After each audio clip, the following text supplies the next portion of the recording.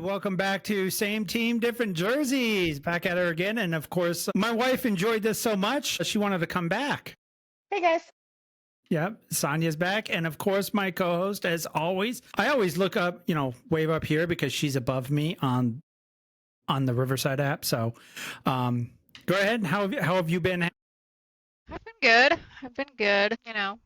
Just living life to the fullest, I guess. I don't know. Hanging out. I was a little depressed to see that we didn't get a whole lot of views on our last episode, though. I don't think it was clickbaity enough, but that's okay. We're going to fix that because I'm going to piss off a lot of people today because I did a TikTok a little bit ago about raising boys and consent. We'll get there later. You want to get there later? Yes. We got to roll into it. Well, fine. What the hell do you want to talk about, woman? So the difference between raising boys and raising girls. Let's start there. We got to start there. Yeah. And I think it plays into our episode last week about sex education. Nobody wants to hear that shit. Everybody wants to hear that. First of all, there's such big differences that I feel like if we don't talk about it, then I feel like we're neglecting a bunch of information. Well, according to the LGBTQIA plus hashtag ampersand question mark people, that boys and girls are interchangeable. So you could raise them exactly the same and they'll come out the same. Okay, so I'm going to say a big thing. There's only two genders. I second this motion. Okay, we third it. Okay, so if you do not like that comment, you might not want to keep watching. It's very clickbaity. That comment's very clickbaity, so click so away. You can be, you born a boy, right? And then feel like a girl later or whatever. That's fine. But you're still either a boy or a girl. Yeah. Biologically, yeah. Okay, so I was one of three. I had a older sister and a younger brother. Sonia, you're one of like 50. Whoa. I'm only one of four. I had two older brothers and I had a little sister. That was it. Okay. There was not 50. My mom was one of 7 and my grandfather was one of 14. Yeah, your family. Jesus Christ. Yeah. Her family has a big family. They have no idea what Trojans are. No clue what a Trojan is. Or Magnum, apparently. My mom wanted I think when she started out having kids, I think she wanted 8. And then she had my brother. This ain't the 50s. This ain't the 50s. You can't afford kids like that nowadays. Essentially, that's what stopped her. Raising 4 kids and just got expensive. And what are you, Hannah? I am one of 2. I have an older brother. He's 5 years older. Okay, so we have a 2, a 3, and a 4. And I have a son. You have chillins too. 0. You have. Well, we're married, so okay. I have a stepson. You have a stepson. I have a son. He's 18, but he's severely autistic. So raising him was a little bit different. And you have chillin too. So I've got 2 stepdaughters and a stepson. Okay, so we are all very qualified to tell people how to beat their children into submission. All right. Well, I feel like that's super, super excessive. I grew up with a leather belt. So I'm Gen X. I'm the oldest one here. Trust me, beatings were how you raise children. I got paddled. Paddled too. I just learned to stop doing. I've had to go pick a switch.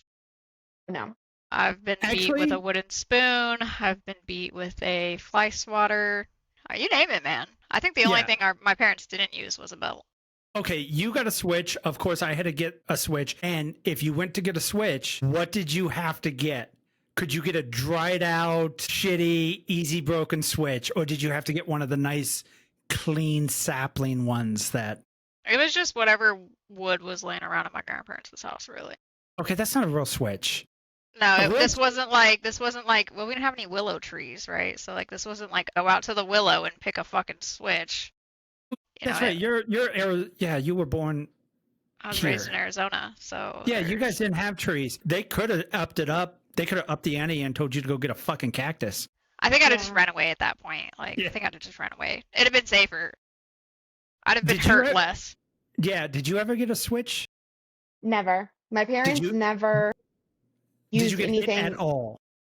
Yeah, I mean, I got spanked and I got hit with a paddle, but I think I got hit with the paddle like maybe once, and I just stopped doing whatever it was that I got hit with. And Oh then, my God. Oh my God, it was always something new. It was always something new. I remember one time my brother and I got told while my mom was out doing something, we had to unload the dishwasher. And I got the top of the dishwasher, my brother got the bottom of the dishwasher. But I was convinced that I couldn't unload the top of the dishwasher because there was stuff in the bottom that he would have to move out of the way for my stuff. So I was like, hey, when you unload the bottom, I'll unload the top. Right? So I didn't unload the dishwasher. Neither of us did. And I remember my mom beat the brakes off of us. Beat the brakes off us. She always had a paddle. yeah, Always a no, we paddle. didn't. So we growing up, we all got hit. So let's move into. And hold on, Damien, you only got hit because you tried to get big with your dad a couple of times. No, It's that was not like you got, punched. That was punched. My okay, but dad, it's, Did you my guys ever get mom hit me slapped? with. mm-mm. My mom slapped me across the face a couple times, but Yeah, no, I've been slapped. my mom's favorite, her weapon of choice was the wooden spoons. And then when I got a little older, and when I mean a little older, I'm talking about like 9, I was able to break a wooden spoon on my ass. Like after the first or second hit, I could snap that bitch in half, not a problem. And then the Tupperware bitch came and visited my mom and sold her Tupperware spoons. And guess what fucking doesn't break? Plastic spoons. Well, Rubbermaid they fucking also, spoons. depending on too, like a lot of rubber or silicone utensils like that, they have metal through the middle of them, so they're definitely Mm-hmm. not breaking. All I know They're is they definitely didn't not breaking. break. No, and she would always use the pasta one that has holes in it, so it like Oh yeah, so you get air went through on the it. air. It was aerodynamic. Yeah. Okay. So I would whistle. oh yeah. So we all But got beat. I had 2 older brothers, so they would make mistakes, and then you just didn't do those mistakes. I had an older sister too, and Yeah, but girls make she different made mistakes different. than boys. Yes, Yeah. actually, that's a good. Rules are different. That's a great transition. Are the rules? So if you have a son and a daughter, are the rules different raising them? Absolutely. 100%. Is that right though? I mean, Yes. whether it's right or not, doesn't matter. They are different. There's differences between boys and girls, and so you can't raise them the same. You can't. You can't have the same rules across the board. And not only that, Right. but all children's temperaments and personalities are different, right? So Yeah. even if you have 2 girls, you Yeah. can't raise them identical because their personalities and their temperaments, like Completely different. spanking might work with your oldest, but spanking might not phase your younger one, right? So if spanking doesn't work for the younger one, you can't spank them and use that as a punishment. You have to find out what makes them tick. Like spanking for me for a while did not work. Once my butt's not sore anymore, I don't really care. I'm going back to doing what I was doing. So spanking didn't always work. And so if spanking doesn't work, then you have to do something else. So do you believe in spanking children? Yeah. Yes.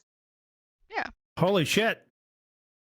I Okay. think that kids that don't get spanked are the kids that end up in trouble later on in life because there's now I'm not saying like hit them for every single thing that they do, but there's severities. Okay, you took a cookie out of the cookie jar. You know, when you're 5, I'm going to smack your hands. You don't do that. That was a cute imitation. But like if you're running out in the middle of traffic and I've told you Spanking your 17 ass. times not to, right, I'm going to beat your ass. I'm going to make sure that you can't sit down for a month because that's ridiculous. I shouldn't have to repeat myself 95 times when it comes to your specific safety. Now, don't get me wrong, I'm not actually going to beat my child to the point where they can't sit down for a month, but they're going to get a hit. It's going to happen. And you're not going to like me at the end of it. But I was spanked for things that, I mean, my parents, I feel like were very fair being raised by my 2 parents. Like when my dad was home, like he was still there and he was still involved in the punishments and stuff. But like I feel like we got to a point where my dad stopped disciplining me and my sister, and he would only discipline the boys. But my parents were still very fair. And for my mom, spanking worked. But if all my dad had to do was look at me and tell me he was disappointed in something, in a decision that I made, and I was broken. Like I stopped doing whatever it was I was doing. So there's a difference between raising boys and girls. Do we think gentle parenting works? No. God no. I've seen that firsthand. It doesn't work with a shit. Now, I believe that there's like a mixture between like gentle parenting and then there's a mix of like old school parenting that works. because like my sister she's an amazing mother, absolutely amazing mother.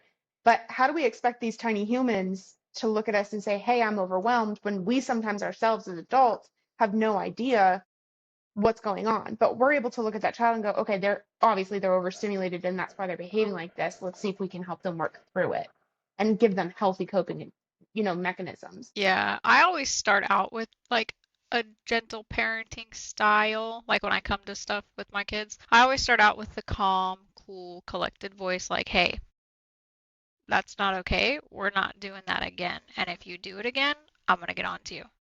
And then they go and do it again. And guess what? You're not getting the nice, sweet mom anymore. You're getting the, "I'm going to beat the brakes off you Right. because now I'm pissed." Yeah. Okay, so I looked up a psychology doctor real quick, and I don't want to throw out his name because I don't know how funny YouTube is with Name dropping. name dropping and stuff like that, but it's easily searched. So hitting devalues the child. The child's self-image begins with how he perceives the others, especially his parents perceive him. Even in the most loving home, spanking gives a confusing message, especially to a child too young to understand the reason for the whack. Parents spend a lot of time building up their baby or child's sense of being valued, helping the child feel good. The child breaks a glass, you spank, and he or she feels, "I must be bad." First of all, you don't spank a baby. Point. Right. They were saying, okay, wait, hold on. Let's start this off with, at what age do we think spanking is appropriate? yeah, because she mentions baby. I don't think anybody is spanking their baby. No. Like if you say baby, I'm thinking like Goo goo they're gaga. not, yeah, like they're not walking yet, right? You say baby, I'm thinking they're not walking yet. That's a baby. See, and for me, it's like 2 and under. Yeah, I'd agree. I'd agree. 2 and under. 2 and under, Yeah. I don't think you're spanking. So at 3, is spanking okay? No, because I still feel like they're too small. Their brains like right now, like I feel like for me, a comfortable age where you can start spanking, and I'm not talking like crazy, like my hand stings spanking, yeah, right? you're not I winding think, up and smacking your child. yeah, I feel like a nice little on the butt. I feel like if you're going to school, spanking's okay. School Okay, age so like and up. 5. Yeah, I feel like 5 and up is okay. Yeah, I can agree with that. And I'm not talking like a crazy, like, Yeah, just a just a quick quick, little swat. a quick, Yep. because I feel like sometimes with spanking too, it's not necessarily that it hurts, right? They're always like, "Oh my God, ow, ow, ow," and it's like, okay, did it actually hurt, or did I scare you?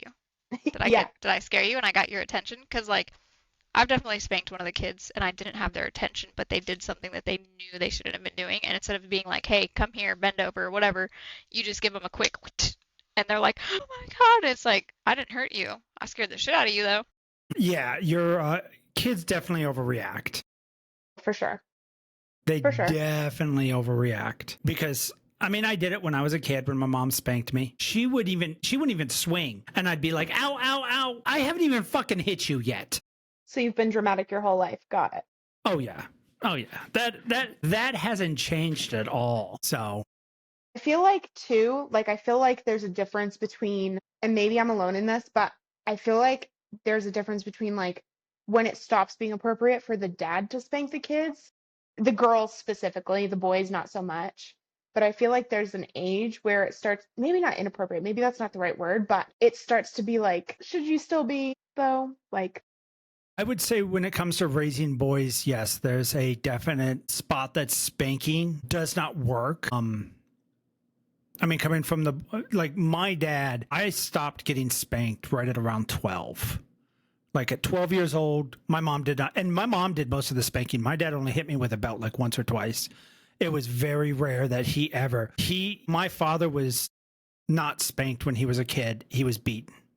Like right, your dad tried to stop the cycle. Yeah, my grandfather, his father was extremely abusive to him. And when I mean beat the fuck out of him, we're not talking a spanking. We're talking he got the shit kicked out of him. So he did not want to do it to me because he didn't want to perpetuate that cycle. Now, my dad, he did hit me, but I was much older. So I remember it like it was yesterday. It was Father's Day. And I think I was 17, I'm pretty sure. And I even turned it down. I don't know what to tell you. Vibrate. I never do. But no, I did. I thought I turned it all down. No, Yeah, it's all the way down. Well, Anyways, obviously you did not. obviously it's not. Anyways, so and it was Father's Day, and I stand toe to toe with my dad. Like I'm the same height as him, I'm the same build as him, I'm the same everything. And I thought I was bigger than him one time, and we got into an argument, like a drag out, like yelling argument in the kitchen. Oh, I love this story. I said fucking Father's Day, and I cocked my hand back, and that is the last thing I fucking remember. My mom woke me up off the kitchen floor. I remember doing something. I feel like every child hits that age where they try to toe up and challenge their parent, right? I can vaguely remember doing that at 14, which I had a lot going on and a lot going on as a teenager. Not only one was I 14, but like some personal stuff going on at home. You know, like my parents were separating, getting divorced, the whole 9 yards. And I can vaguely remember like toeing up with my mom and like clenching, and she slapped me. And I can remember like that was the last time I ever thought I was gonna toe up again. Never. No, but your brothers towed up to your dad, right? Or they just were Not smart that asses? I can remember, Okay. but they would toe up to each other. Well, that's normal. That's normal. That's boys. Me and my brother have gotten into fights all the time. And I think that's normal. used to. Okay, so I don't remember any of it, but I've had family members tell me stories about like me toeing up to my brother, and I was 5 years younger than my brother, but like my cousins will tell me stories about like my brother and I getting into it, and I pulled the chair out and I stand up on the chair and I'm like slapping the shit out of him, and he just stands there and takes it because that's what dad taught him, is like if your sister, like she's a lot younger than you and she's a girl, so if she toes up with you and she's slapping the shit out of you, like you better stand there and take it and walk away, because if you hit her, he's like, your life's over. It's over. So right there is a perfect example of the difference between men and women, or boys and girls. So girls are raised like we are very passive, right? Just naturally, like we're just very like accommodating. And so we all look for that person that's going to step up and be our voice when we can't have that voice. But boys are raised to step up to the plate and be that person, be that voice. So I got to a point where when I was working in the high school, little juvenile delinquent center, I started telling the girls, because it got way more common for the girls to start swinging on the boys, and it got common for the boys to start swinging back. And it got to the point that the girls were like, "Oh, I'm gonna fight him. I'm gonna fight him. I'm gonna fight him." And I'm like, "Okay, but if you're gonna fight like a man, be prepared to fight like a man.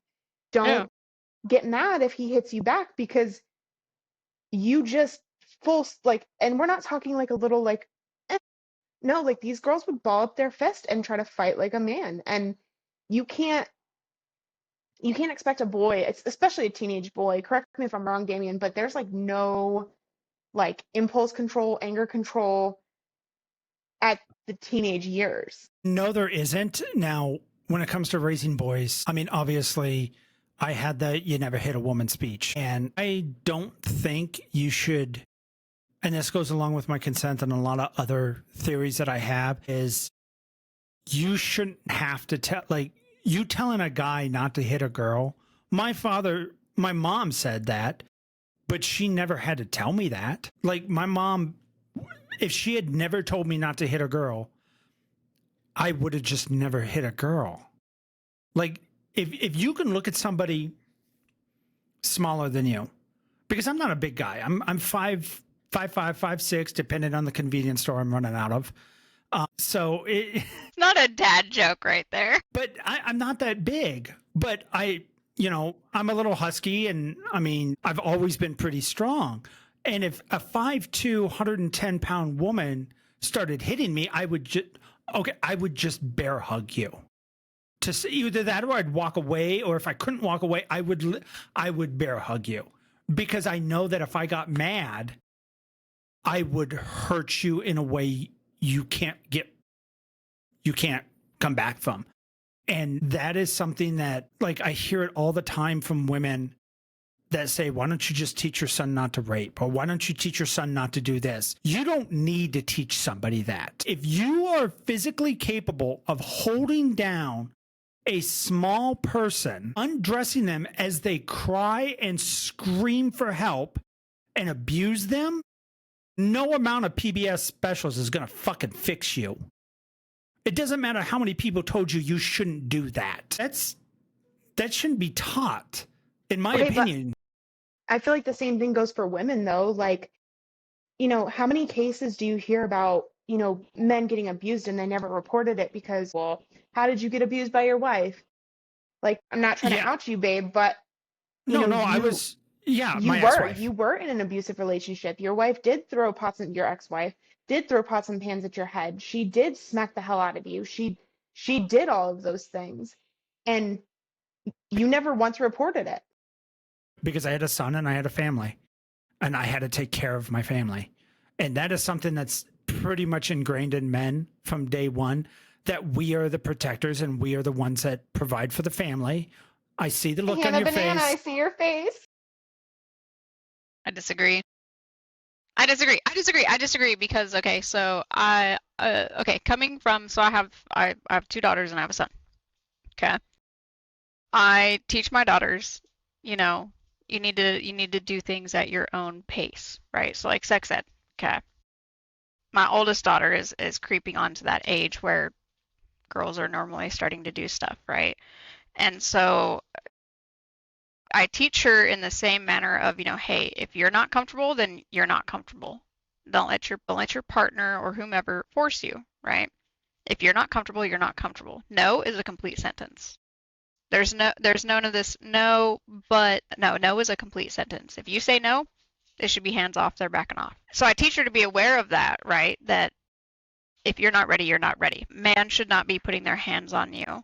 So if a man puts his hands on you, you need to get out of that situation. And I don't care how you get out of that situation, but you get yourself out of that situation. And I teach my son the same thing. That if a girl says no, the answer is no. It doesn't matter what you want. She said no. Because it takes 2 to tango. Right. But my argument is that if she says no to anything, the answer is no. Right? And then I also teach him in the same fact of, you know, men can abuse women, but women can also abuse men. So if you're saying no, it's equal playing field. It's no different than her saying no. So if you're saying no, the answer is no. If she wants to cock back, guess what? You fucking fighting.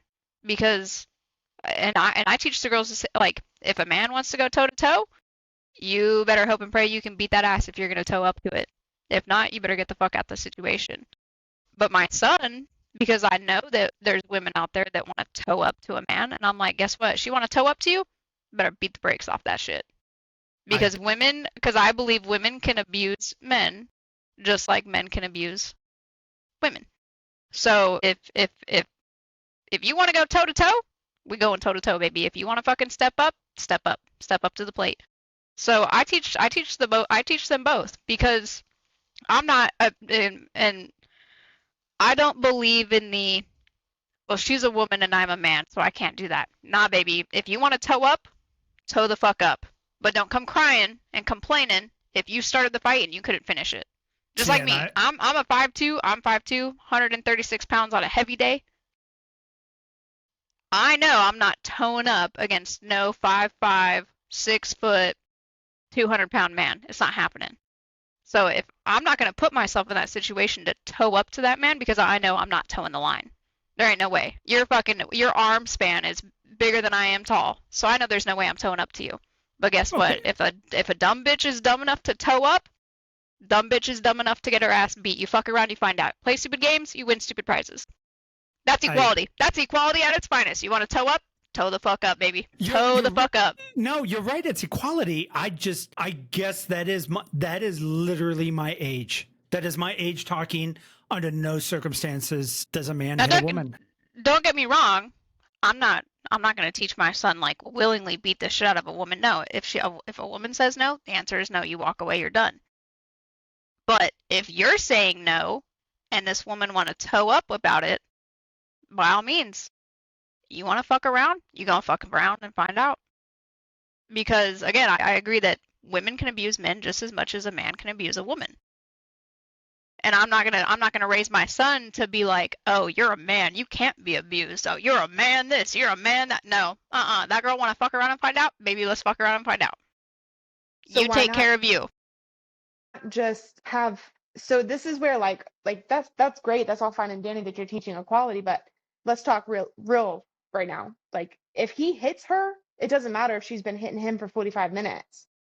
The minute he lays his hands on her, he's going to jail. Just as much as she should be. And I know that's how the Society. unfortunately, we have a horrible justice system that needs to be completely reevaluated, right? Because I know that if a man today goes to the police department and says, "Hey, I want to press charges against my wife.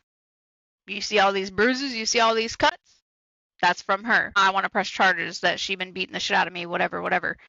It's viewed a whole lot different of, well, why'd you let her do that? And the question is, well, if I had to beat the brakes off of her because she came at me with a knife, who would be in jail right now, me or her? And at the end of the day, they're all going to be like, well, you would be because you're a man. Bitch started the fight. You didn't want to get your ass beat? You shouldn't have started the fight. This is why I carry a gun, because I ain't going toe to toe with no 5'5" fucking 6-foot man. Nah, old boy want to toe up? Guess what, baby? I got 9mm waiting for you. I'm not towing up with you because it's not a fair fight. It's not a fair fight, and I know that. Biologically, even if the dude is the same size as me, biologically is not a fair fight. So one, I'm not going to put myself in those situations. Two, if I end up in that situation and motherfucker want to fuck around and find out, I'm meeting you with, 135 grains.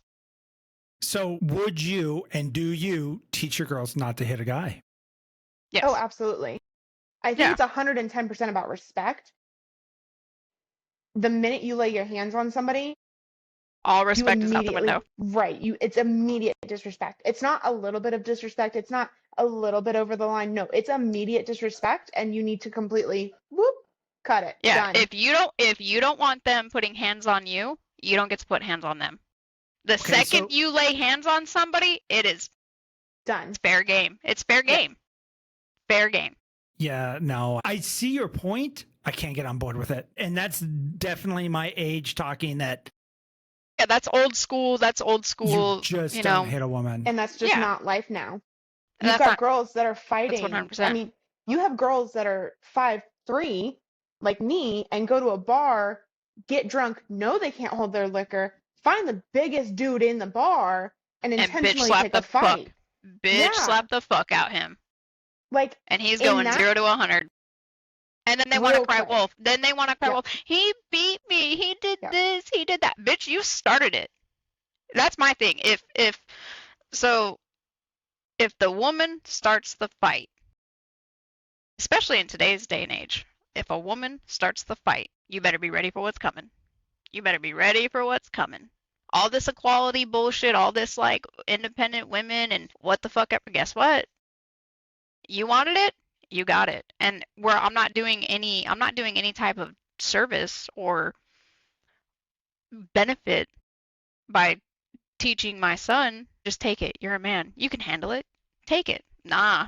Well, I'm not saying take it. I'm not saying take it, but I mean, I definitely learned like I should have left. I should have walked away, but I stayed for my son because I feel like he needed me. And the one time that I realized, okay, no, this is done, is me and her were fighting, and we were both yelling at each other, and she started hitting in the whole 9 yards. And my son is severely autistic, so he's got the mentality of like a 6-month-old in an 18-year-old body. So he was standing there in the hallway, and he started to cry, and he ran away. And that's when I decided, like, nope, I'm never yelling in front of him again. Because he may not know what's going on, but something about he knew what was going on, and he didn't like it, and he got scared, and he ran away.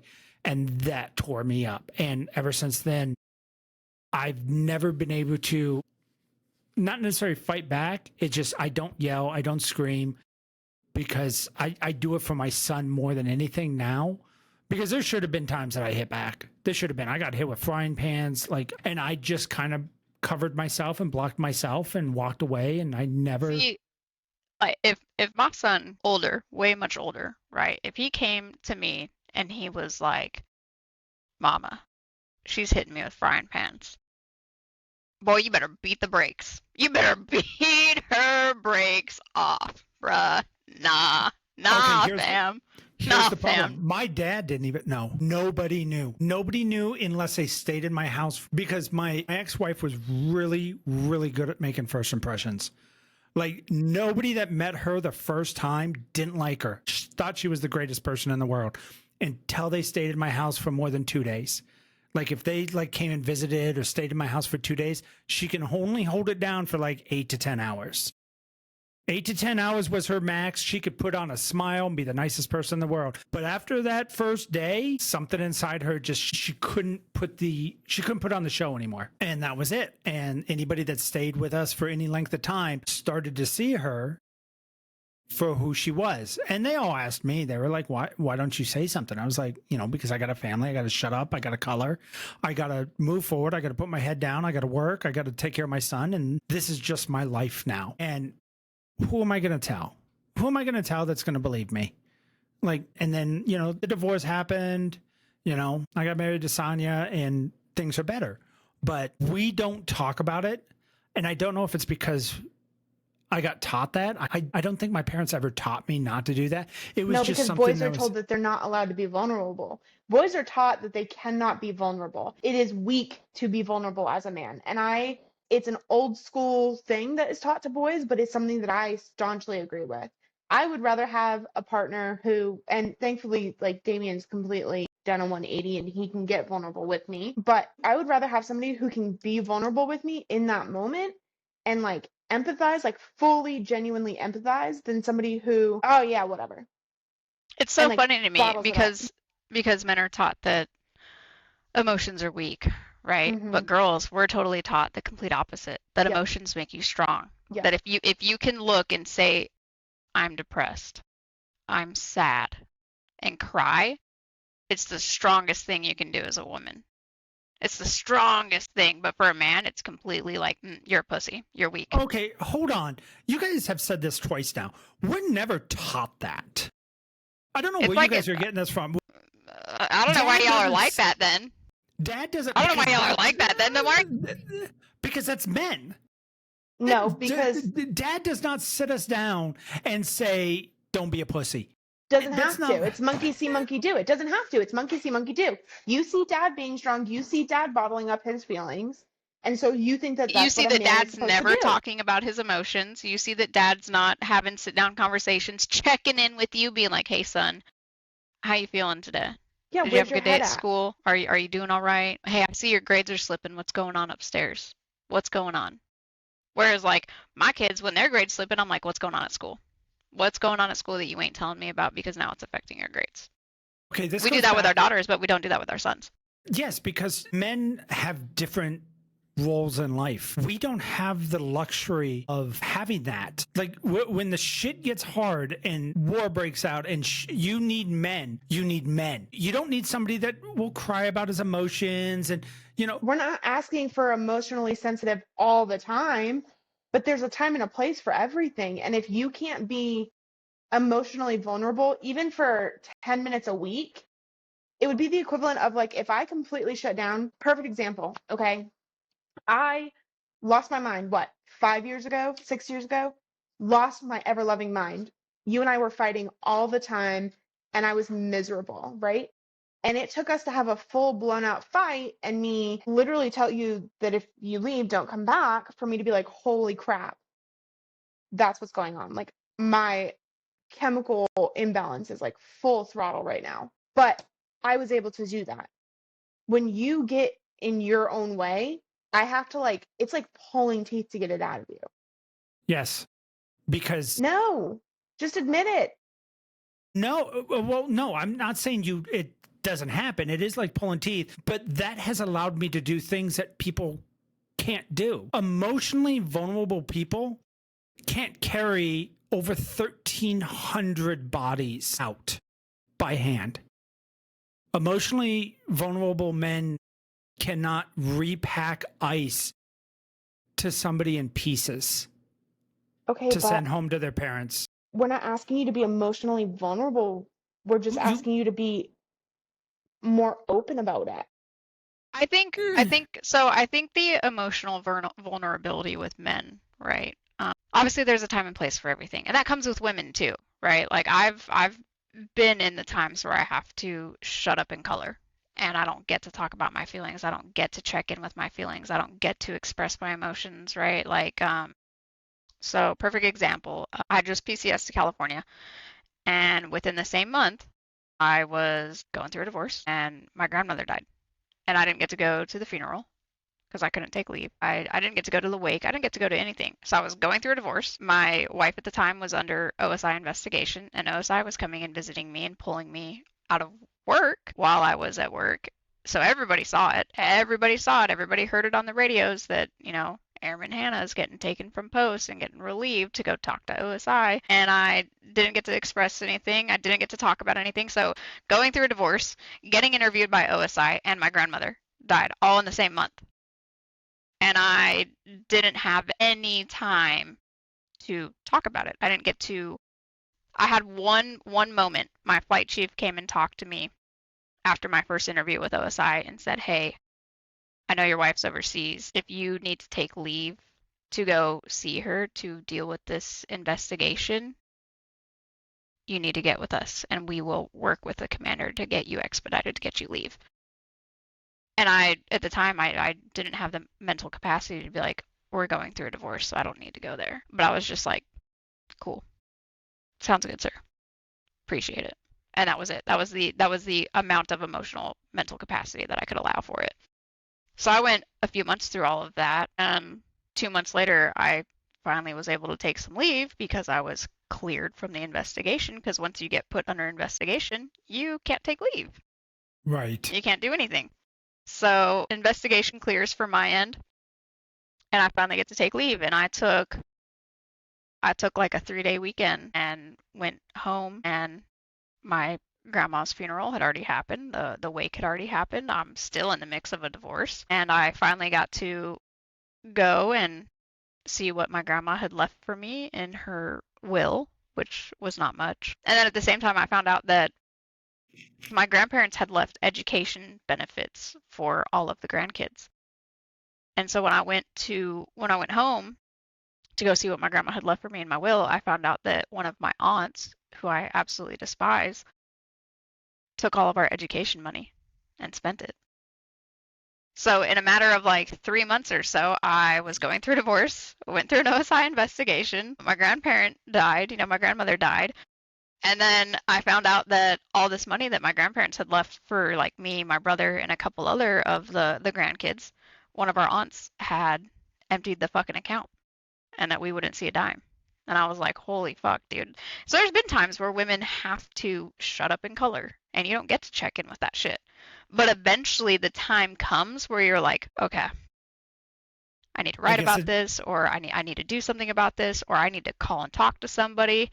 And at that point, I finally had developed some friends at my new base. And so like I called up a buddy and I was like, yo, I need to come. I need to hang out and I need to fucking vent. Like I don't even need you to actively listen. I just need you to be fucking present. And I unloaded all the stuff that I'd been going through for 3 months. And I finally got to like cry about it and actually check in with myself. And it was like a couple hours of like, my fucking grandma died. I'm going through a divorce, this fucking investigation. My fucking wife cheated on me, like, blah, blah, blah, blah, blah, blah, blah, going through all the bullshit. Cried for a couple of minutes. And then I was like, all right, we're good. I'm done. Moving on. Next topic. So I will say that now you two are not the candidates for this, but the majority of women out there, men do not show their emotions on top of all the other things I said because we get punished for it. I cannot tell you how many times a guy has told me that he broke down and cried in front of his girlfriend, and 2 weeks later she broke up with him. Women do not want to be with a weak man. The majority, the 99% of women, if they see a man cry or break down or lose it or show any emotion like that, they don't want nothing to do with us. They break up with us. I think that's pertaining to the situation, right? Okay. Because like if okay, so you being my really good friend, America, like my best friend, if you came to me and you were like, Oh, Hannah, I need to talk to you, and I was like, okay, what's up? And you started sobbing and you were like, my Corvette got a flat tire and the rim broke. I'd be like, holy shit. Pull up your big boy panties, my guy. Like, it's a fucking rim on your Corvette. It's gonna be okay. Like, you replace it. You replace it. no. You're okay. No, if So, there's like, any reason to fucking cry, that would be it. I mean, my dog can die. My dad could pass away. My wife can get into a car accident. Well, it depends. If she got in the car accident in the Corvette, then I would cry too. But, oh God. like, come on. No. Yeah, but yeah, so like if you called me crying because your Corvette got a flat and the rim cracked or whatever, like, and you were crying about it, I'd be like, bro, I know that you are financially stable enough that you're gonna get that fixed. It's gonna get it sucks right now, but it's gonna get fixed. That's Yeah. okay. That's all right. Now, if you called me and you were like, bro, I need to talk to you. What's up? And you started crying because your best friend of 20 years passed away unexpectedly, I'm not going to think less of you. I'm going to be like, damn, bro, I got you. What you need? I'm here. Do you want me to listen? Do you just want to vent and I just need to listen and that's it? Or do you want some advice on how to help you get through this? Like, what do you need from me to help you? I think you guys That's are the different. I think you guys are the exception and not the rules. I really do. You guys are the exceptions. Hence the reason I've been married to this one for over a decade. I was like, you guys are the exception and not the rules. Most women want nothing to do with an emotional man. Nothing. But I there's think a that difference comes between there's an emotional man and being emotionally vulnerable with us once in a while. yeah. Yeah. They don't want that. I think it's time and place. I think it's case by case, it's time and place, right? It depends on what it is. So, like, and this goes with women though too, right? So, my first wife, I was emotionally checked out 24/7. I did not talk about my emotions. I did not talk about if I was stressed. I did not talk about anything. I could be depressed, happy, you name it. Didn't matter. I didn't talk about it. I didn't talk about it. And she absolutely fucking hated it. It almost led to multiple divorces because she would come to me and she'd be like, I need to talk to you. Like, we need to talk about this. This is affecting us. We need to talk. And I was like, I got nothing for you. Well, that's because she's married. What is wrong with you and how can I help you? And then we'd figure out her situation and we'd get her back to rolling. And I had nothing for it. I had zero emotions. I had none of it. Was that because This was you in the felt this was in the early stages when our marriage was still good at the time. Things were okay. We had minor issues, right? Like common minor issues, but for the most part things were okay, do right? you feel like that was because you didn't emotionally fully trust her, or do you feel like that's because you yourself were not emotionally, I don't want to say mature, but you weren't emotionally mature enough to tap in and be like, yeah, nah, dude, like this is what got me going. I think it was just because I wasn't in tune with my emotions at the time. Like I was not. I didn't cry about stuff. I didn't cry about nothing. I never cried. I hated crying. I thought it was the weakest shit you could ever fucking do was cry. That man or female, if you were crying, you were a fucking weakling. You were weak. So I didn't cry. I didn't cry about anything. Like when I found out about my grandma dying, I didn't shed a fucking tear. Now it upset me. I was, upset about it or whatever. Never shed a tear about it. Never fucking talked about it. Didn't tell anybody about it. Like none of it. Now you fast forward to more recent years, right? And now like I am okay to cry, right? Like if it's just been a hell of a week, like everything is hectic and it feels like the whole world is crumbling, I'll go take my shower, I'll go cry, I'll deal with it. I'm like, I feel better now. Okay, we're good to go. We can conquer the world now. I'm not scared to cry in front of my kids. I'm not scared to cry in front of my wife. Like I feel like at the time I was just emotionally not intelligent. I didn't have any intelligence in my emotions. Maybe that's where I got lucky because I feel like I've always been in tune with my nonsense, with my crazy. Yeah. Like I remember when Damien But and I I first also started dating, like I was able to, like, he'd be like, "Why are you crying?" I'm like, "Honestly, no idea." And he's like, "So you're just crying because?" I'm like, "Yeah, my body just needs to cry right now." And like, yeah, I know it makes no sense, but I just need you to hold me and I just need you to just let me be, keep watching whatever the fuck we're watching, and let me cry.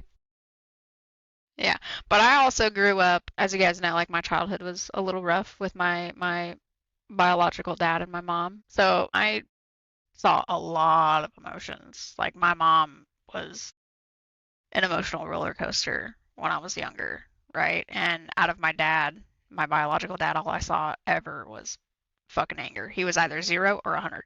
There was no in between. So growing up with that, like I feel like I was just emotionally unavailable for a lot of stuff because I seen that my mom was so emotional about everything, and then my dad was either 0 or 100. There was nothing else. So you're just like, that's too complicated, that's too messy, I don't want that, and you were just like, done, I'm out. Yeah, yeah. So like because it was just so, I guess, overwhelming at such a young age, right? Because I remember it from like the age of 6 all the way up until my mom and I finally left my dad. And so from like 6 to 14 or like 13, 13 and a half or something, like that's all I saw. So as I grew and I got older, like I was just like, I want nothing to do with it. I want no emotions, none of it. And so that's what I did. So, and my first wife hated it. Absolutely hated it. We'd fight. Majority of our fights would be because I was just, Checked out. she checked out. She'd be like, "Are you feeling okay?" And I'd be like, "Eh, we're good. What are we doing for dinner?" She'd be like, "Hey, you were at work a lot this week. Like you know, you spent more time this week at work than you ever have before. Like, are you good? Like, what's going on? How's work?" Like, I'd be like, "Yeah, work's good. What's for lunch?"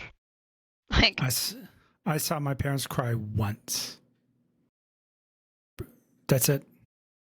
wow. My dad, my mom, I saw her cry when she got diagnosed with cancer. And then my dad, I saw, and he didn't even cry. I saw him tear up and he wiped it away and like that was it. One time, it's when I got into my car accident. I got into a bad car accident when I was 16. I was driving an 88 Isuzu iMark and I hit a 1978 Mercury Marquis head on at 60 miles an hour. And my friend and me went through the windshield and the cars were completely they were just a pile of metal. There's blood everywhere. And for some odd reason, I don't know how, but Teflon Don. I There's had a a couple, reason. I had a couple scratches on me. That was it. I had a couple And his scratches dad on me. still tears up about it.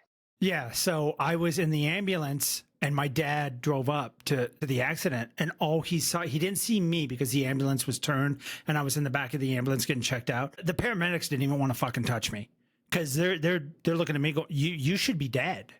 Like we found you on the hood of what was left of the cars.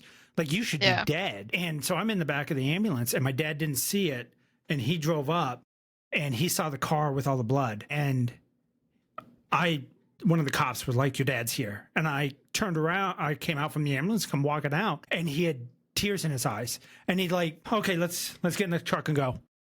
But that's exactly what he did. We got in the truck and we left. Like, and there wasn't a word said about it. And I don't know if maybe that's how I was raised. Like okay, you're not dead, let's go. I don't know if I don't know. was... I never saw my dad cry. I'd heard about my dad crying at one of my parents' court sessions. My mom told me about it, and he's a master manipulator.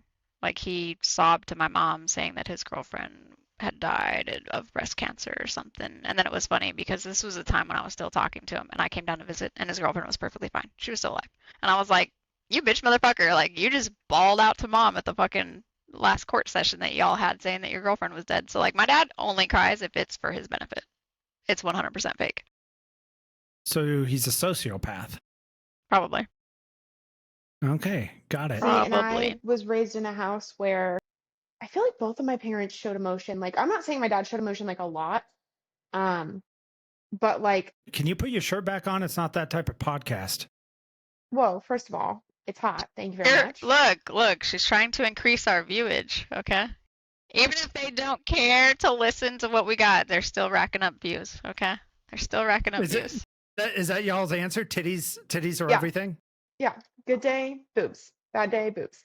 Okay. Anyways. No, but like I don't think I ever really saw my dad like cry, but there was still emotion. There was still tearing up. Like when we went to prom and stuff and like, we're dressed up and we're, whatever. There was still emotion.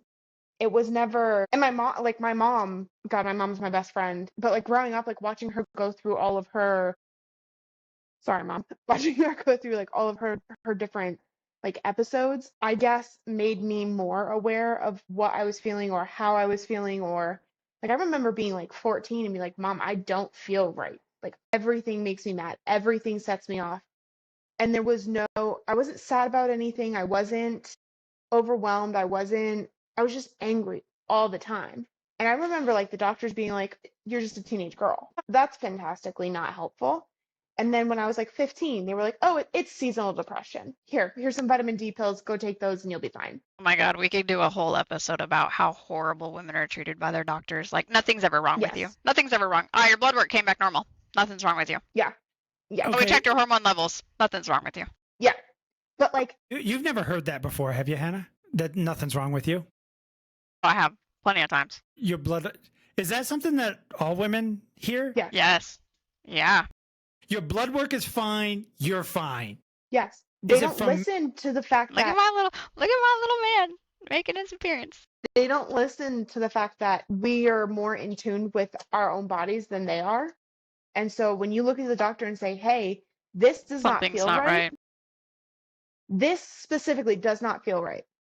Yep. Well, your blood work They came don't care. back and everything sounds fine, so you're fine. It's all in your head. So like perimenopause, right? Perimenopause, women, it's very common for women to hit perimenopause like in their mid to early 30s, right? And then you take into consideration like women who have had hysterectomies, right? So like me, perfect example. I'm 31. I had a partial hysterectomy done at 27. 27. Yeah, I think 27. And I have been going through very interesting mood changes, changes in sleep, changes in my scent, right? Just all these different changes. Brain fog, memory issues, all this other stuff. And I brought it to the attention of my primary through the VA. And I was like, hey, something is just not right. Like, this is not normal for me. It is not normal for me to have brain fog. It is not normal for me to have memory issues. Like walking to the kitchen and then getting to the kitchen and being like, what did I Why need am I in the in kitchen? here? Yeah. Or That's like, that's a dude thing. or like my That wife, happens my all the wife, time. my wife being like, hey, can you go get ABC for me? And I'm like, oh yeah, cool. I'll go get it for you. And then I get to where I'm going and I'm like, what did she want? What was I supposed to get her? Fuck. Honey, what was it you want? Like, that's not a thing for me. My memory is usually spot on. God, I've had that my whole life. So I've learned to write down everything because I can't tell you how many times I've walked into the kitchen from the fucking couch, walked into the kitchen, was like, I walked in here for something. I guess I'll go sit back down. Yeah. Having like just absolute brain fog where like I don't know how I'm functioning through the day, but I'm here. Yeah, so memory issues, brain fog, right? Erratic, and I mean erratic to the most of like emotions, like going from being cool, calm, chill, collected to being pissed to being like, holy fuck, everything is falling apart. Everything fucking sucks. The world is ending. Like all in a matter of a couple of minutes, just erratic emotions, right? And then like scent changing. And I mean scent of everything. Like my body odor changes, right? Everything is changing. And so I went to the VA about it and I was like, something's not right. Like y'all need to do more than just my regular blood work. Like y'all need to test my estrogen, my testosterone levels. Like y'all need to do the whole 9 yards. Yeah. And they were like, oh, okay, we'll look into it. We'll test all your vitamins. We'll test your hormones, right? Now I don't know what the fuck exactly all they tested. I got the blood work, but I don't know what the fuck it means. And she's like, hey, it just looks like your vitamin D is low, so we're gonna put you on some vitamin D. And they love that excuse. They love that excuse. Vitamin D Vitamin for D? women, they love Vitamin it. D. So it's vitamin D Now, mind you, or vitamin B. or Vitamin D or vitamin B. That's Yep. the two fixes. So just take vitamin D around the clock, take vitamin B around the clock, and you're fine. Now, mind you, gingers, we naturally produce more vitamin D than the average white person. Okay. Is that true? Yeah. Look it up. Fuck yeah. No wonder. I'm a ginger, so. Look it up. It Yeah, doesn't yeah. look it, There's a but lot I of am a things that have ginger. come out. There's a lot of things that have come out with gingers. Like gingers naturally produce more vitamin D. That's also why we're extremely pale, is because our body produces more vitamin D. That makes sense. Okay. I can't tan with a shit. And then painkillers, like when you go for anesthesia, it's natural that gingers have a higher pain tolerance than the average person. That's why it takes us more anesthesia to fall asleep. Yeah, they have to dope the shit out of me. Yeah, me To the too. point where his Yeah, lungs when I go, collapse. so when I go for dental work and they have to use a, what is that, the Novocaine or whatever that Yeah. they put in, right? So the average person, like one stick, maybe two is good. When I go in, they do two right off the bat, and then Yep. they come in 20, 30 minutes later and they start drilling, and I'll go, I can still feel that, and they'll automatically do two more, and then I'm Yep. like, you're good. Now Yep. you're good. 4 Yeah. to 5. I have to have 4 Yep. to 5. Yep. Same. So, Yep. which is not normal for the average person. Average person, one or two, and they're gone. Oh my They're done. God, no. They're not feeling nothing. Me, about four. Minimum is four. And I'll start off telling them now. Every time I go to a new dentist, I'm like, hey, you better get four needles ready because one or two ain't gonna work. And they'll be like, oh no, you'll be fine. You'll be fine. And I'm like, okay. Well, Okay, so that's the Sonia, other thing too. Like when did you get the doctor to say, okay, we're going to do this? So it took me, it was 6 months ago. I I had the conversation with my primary, and asked she Sonia was, that, but that's okay. oh, my bad. Go ahead. Yeah, I said Sonia beforehand, and you just started answering, and we My both bad. shut up. We're like, okay, whatever. She's stealing the fucking show today. So I guess so I've had two instances where I've had to like really like push for my doctor to do something. Um and actually the very first time that I had to push, it ended up being my mom that ended up like saving the day. But the so I guess three times. So the biggest I love when doctors tell me that so we're about to get a little TMI. I suffered from yeast infections really, really bad and like really, really common. Like it was frequent and it was miserable and I hated life. Cried the When I first time I got one. Yeah, well, it's painful and it's disgusting and like it's I was not in fun. BMT and I had no idea what it was. So I remember asking my doctor, like, well, is this something that like my husband can transmit like back and forth, right? Like, is this something that like I'm getting cleared up and then, we're having sex or whatever and he doesn't have any symptoms? No, that doesn't happen. Well, That's a looked lie. it up. One, that's a lie. Yeah. Well, now I know that. We treated Damien one time, fixed it. Great. That's awesome. Well, then I went to my primary on base and I was like, hey, listen, this is what's going on. I've been bleeding for 6 months. Like, I got the depot shot here. This is ridiculous. And I'm miserable. Something needs to happen. And he was like, 6 months? Yeah, 6 months. I think I've had maybe 3 days in the last 6 months that I've not bled. And he was like, okay, so what we can do? And I was like, no, no, no, no. I don't care what you can do here anymore. I need to see like a specialist. This is Like an not normal. OBGYN, like a Yeah, legit. yeah, like a legit vagina doctor.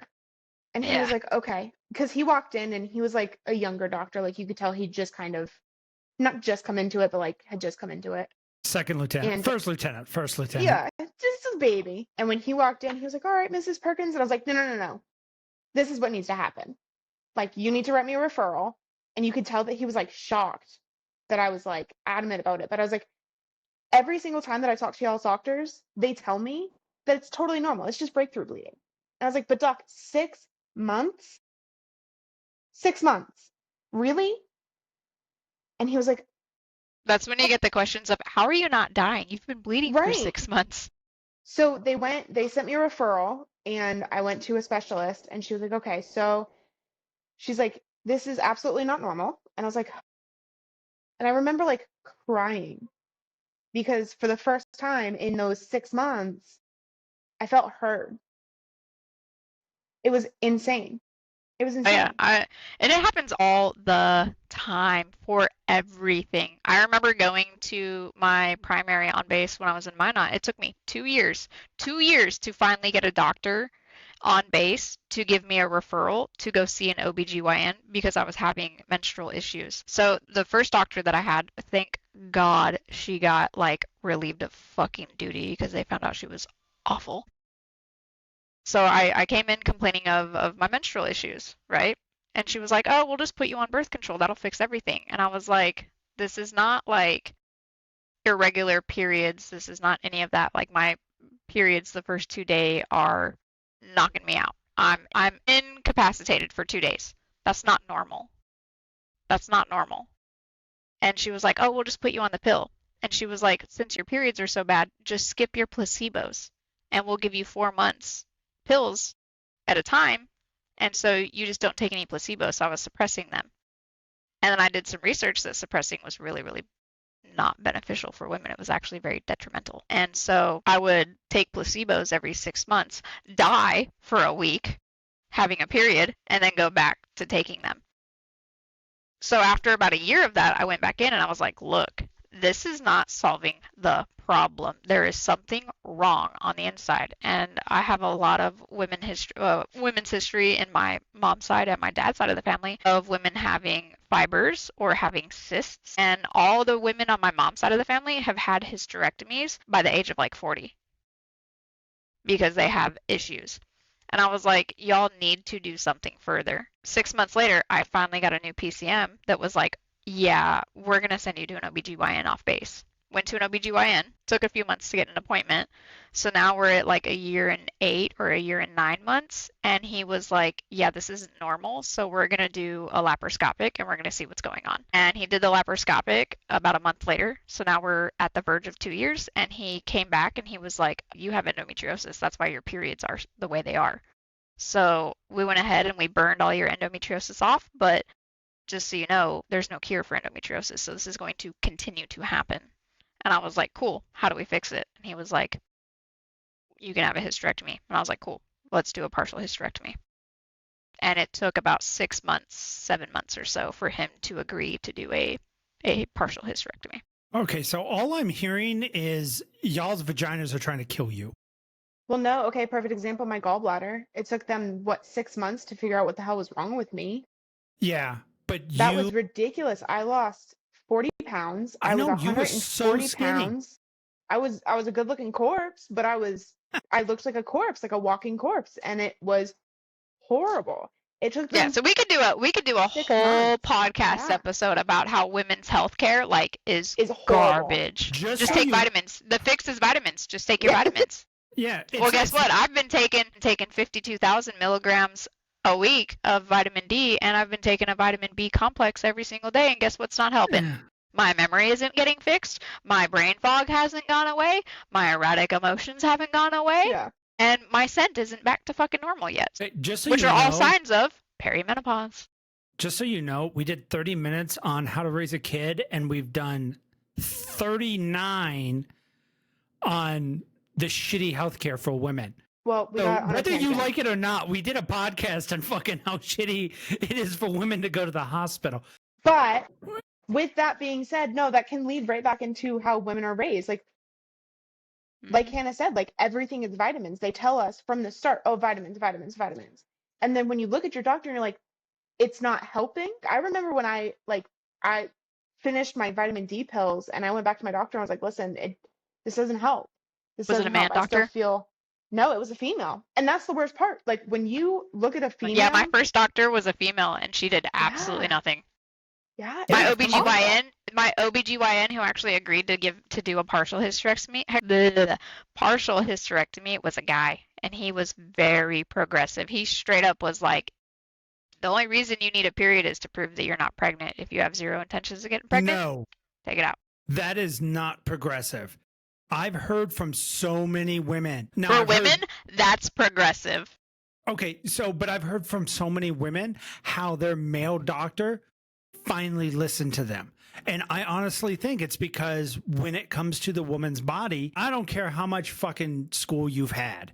You could have 10 years. For a man, we just don't know. We don't know what you're going through. But I also think that depends on the age of the doctor.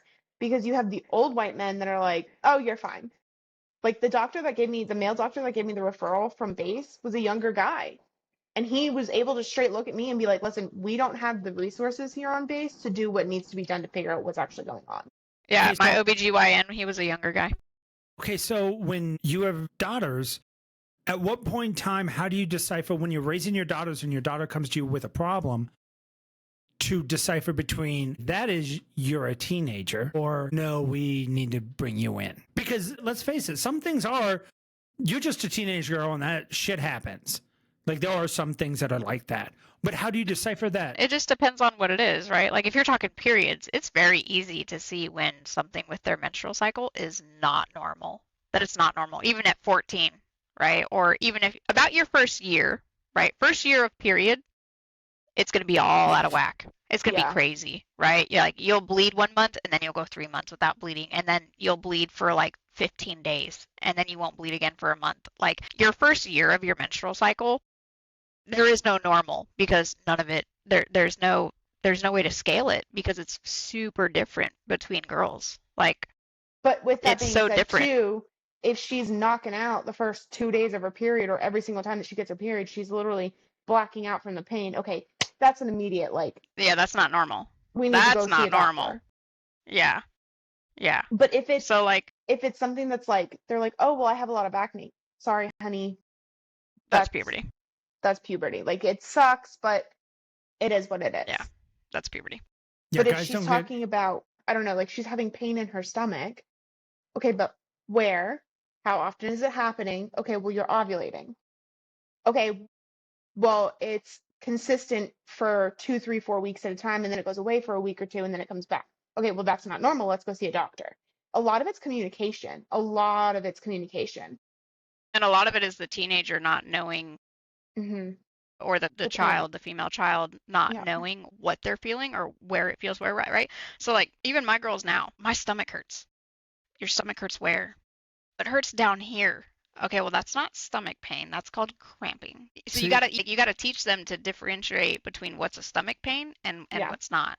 see, I think my sister had a little bit more care when it came to that because if she ever went to my parents and said something doesn't feel right, she'd go to the hospital. I, growing up, had massive headaches. My entire life, I've had migraines that were Debilitating. debilitating. Just, I'd have to sit in a room where it's dark. And if it happened at school, I just got to shut up and color because it's not like I could just leave class and go take care of it. So I would get dizzy. I would throw up sometimes. And this has been my whole life. My whole life. It was recently, like when I was in my 30s. I'm You're 49. welcome. I was 49. I'm 49 now. I was like 38 or something like that. No, I think you had just turned 40. Okay. So I went to the hospital and I was having an MRI done on my shoulders.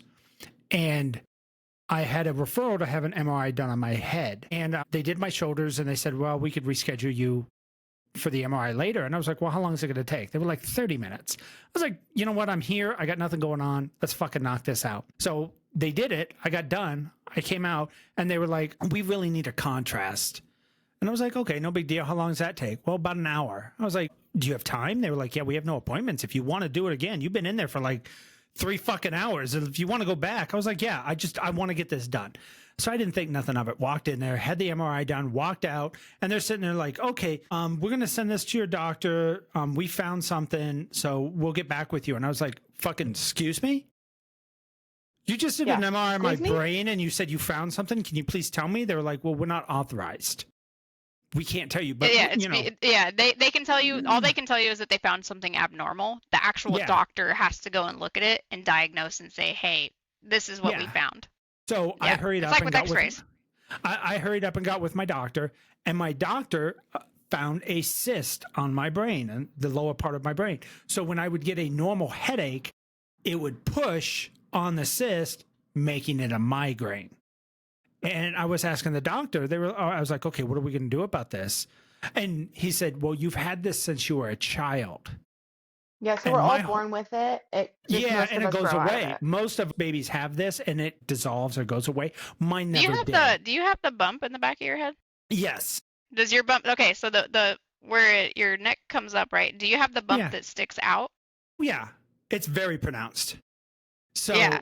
So I can it- so I read a study about stuff like that the bump is not supposed to be there. It's supposed to be flat, right? It's like if I was Yeah. to turn around all the way and show you mine, it's flat all the way up. I don't have the bump that sticks out. That's No, normal. The mine, bump that sticks out, there usually is something keyed with it, and my guess is that Yeah. yours never went away, so I'm, that's why I'm you had that thinking, bump. I'm thinking mine is normal and you guys are the abnormal ones. I'm about to go Anyways, feel all the back of everybody's head in the house. so that's gonna make everybody feel real awkward. All your kids are gonna look at you. Let and me be like, see your "What the head. Let me see your fuck?" head. All right, yours is flat. Anyway, so he was like, "Yeah, we can go in and we can cut it out and get rid of your, migraines." And I was like, "Cool, let's do that." Well, hey, hold on. This is brain surgery, technically. He was like, "Yes." I was like, "What is?" He was like, "You got a good 85% chance." I was like, "Fuck that. I'm not a betting man. I'll take Motrin the rest of my life. Thanks." 15% of chance of dying? Not doing it. If it was 5, I'd go for it. 15%? I think we talked about this. Yeah, I'm not a I think lucky we talked man. about this. I am not a lucky man. I'm not taking that chance. What's the ratio on that? I 85 don't know. and 15, what's the ratio? 85% survival, 15% not. Right, but what's that? What's the ratio? Like 1 to 4, 2 to 3? What's Define the it. ratio? I I'd don't have to know the count- ratio because then I would go flip coins, and whichever side won, that's the side I'd pick. Fuck no. I would just go, I'm not a lucky man. I'm not doing that. But all growing up, my dad just said, just fucking tough it out.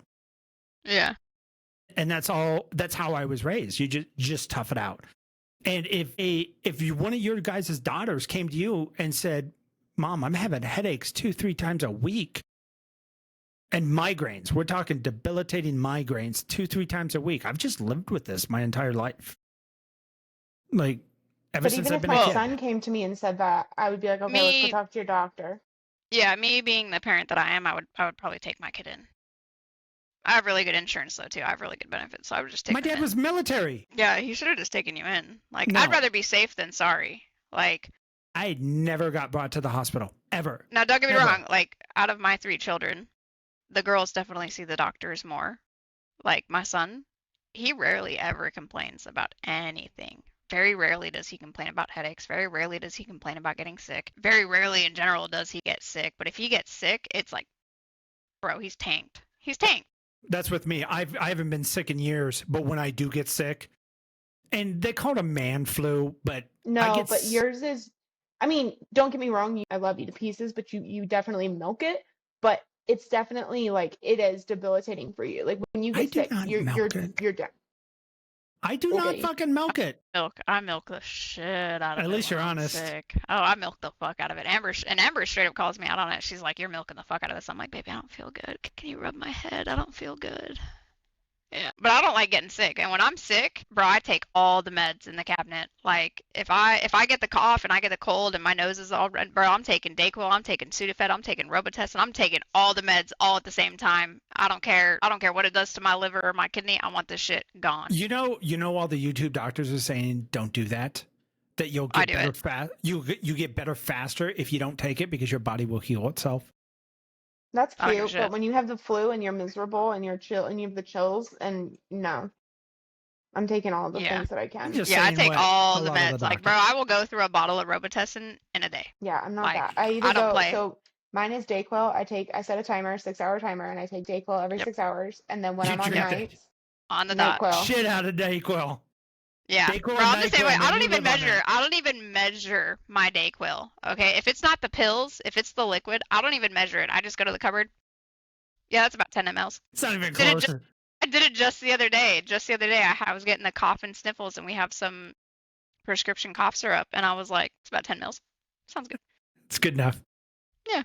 That's the military. Take a Motrin. I don't measure. I don't Take a measure Motrin. shit, dude. If I can take 2 800 Motrins 3 to 4 times a day, ain't nothing killing my liver at this point. Because the military, oh yeah, hey, my foot Candy. hurts really bad, or hey, I twisted my ankle and it's all fucked up, or I smashed my hand, whatever the case may be. 800 milligrams of Motrin, they give you like 60 days Candy. worth, and bro, you take, yeah, this you big. take two, and we all know that it's like you're only supposed to have like 1800 milligrams of Motrin a day, right? In a 24-hour period, you're only supposed to have 1800. Well, guess what? Oh my God. I'm taking two 800 milligrams 3 times a day. If that ain't killed my liver after 10 years of doing it, ain't nothing killing this liver. This liver's fucking indestructible. 2,000-3,000, and people have called me out on it because I've talked to like normal, like regular civilians that don't have to deal with that shit. And I've told them, I was like, oh, I've taken like 800 Motrin. And they were like, you can't do that. You'll die. I'm like, I'm still standing here. I'm like, I'm fine. And I've had my liver checked and it's perfectly fine. Yeah, that's the funniest part too, because he'll tell Or the always comes doctors, back like, normal. I've been living off of Motrin, X amount of Motrin for this many years, blah, blah, blah. And the doctor's like, there's no way, your liver's fine. And he's Yeah. like, yeah. Yeah. Well, you were with me when the doctor was like, literally like, oh no, we need to test you now. Because I told Yeah. him how much Motrin I took.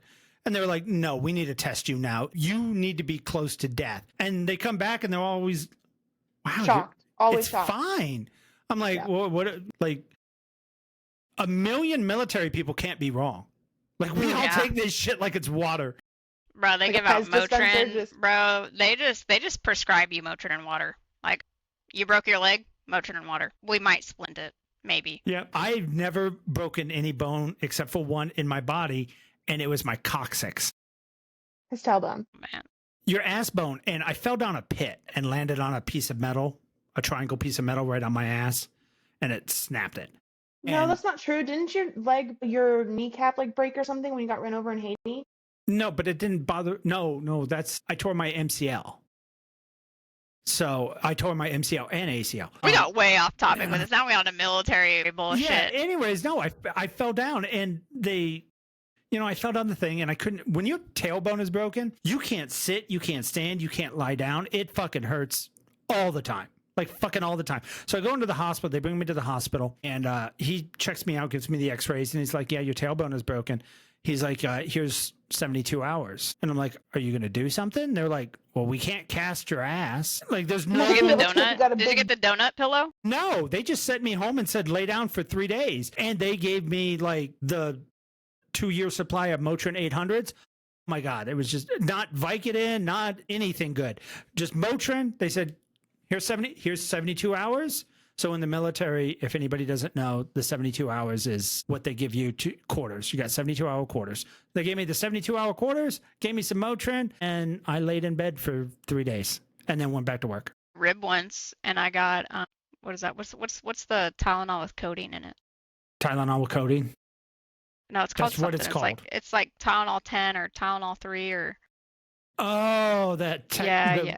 We just call it Yeah, Tylenol yeah. with codeine. Everybody knows what it is. yeah, I got one of those, and they gave me like a day's supply, and that was it. They were like, "You're going on quarters for 24 hours. We'll give you some Tylenol with codeine, and just brace your rib cage with a pillow and make deep breaths." And I was like, 24 hours, and they were like, "Yeah." I was like, "That's it for a fractured rib?" And they were like, "Yeah, you'll be okay. After you run out of codeine, just take ibuprofen. You'll be all right." Okay. They didn't. I What was- did they I give was you? back at What work did they 24 give you hours for later. your gallbladder? Oxy. Oh, that's right. And it made They me gave I you- violently ill. I hate Oxy. I've taken Oxy once. Oh, I've I gotten took a Oxy high half before. hate and I it. was so set. I fucking Bro, love oh my Oxy. God. I took Oxy. So they prescribed me like 4 Oxy pills when I had my laparoscopic done to find out that I had endo.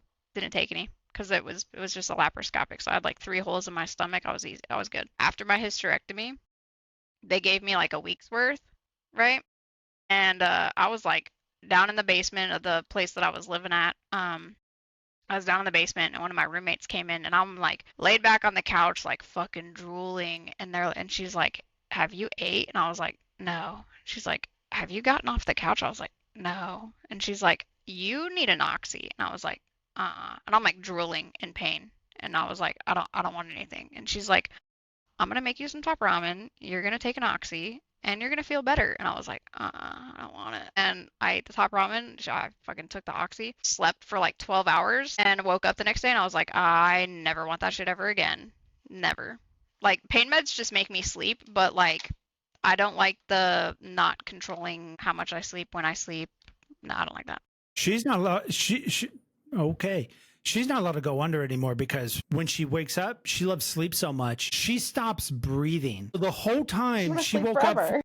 Yeah, she had her gallbladder surgery. Well, I'm sitting in there when she woke up from it, and the doctor the whole time is sitting there trying to shake her and go, "Ma'am, you have to breathe," because she stopped breathing for like Multiple 30 times. seconds to a minute, multiple times, just stopped breathing. I'm like, and they wouldn't let us leave the hospital until she was able to breathe normal Yeah. for like more than 5 minutes. So as long as she could breathe for 5 minutes, then I brought her home and then I had to drive that 300 miles back and she threw up multiple times because she was in pain. And yeah, this has nothing to do with children.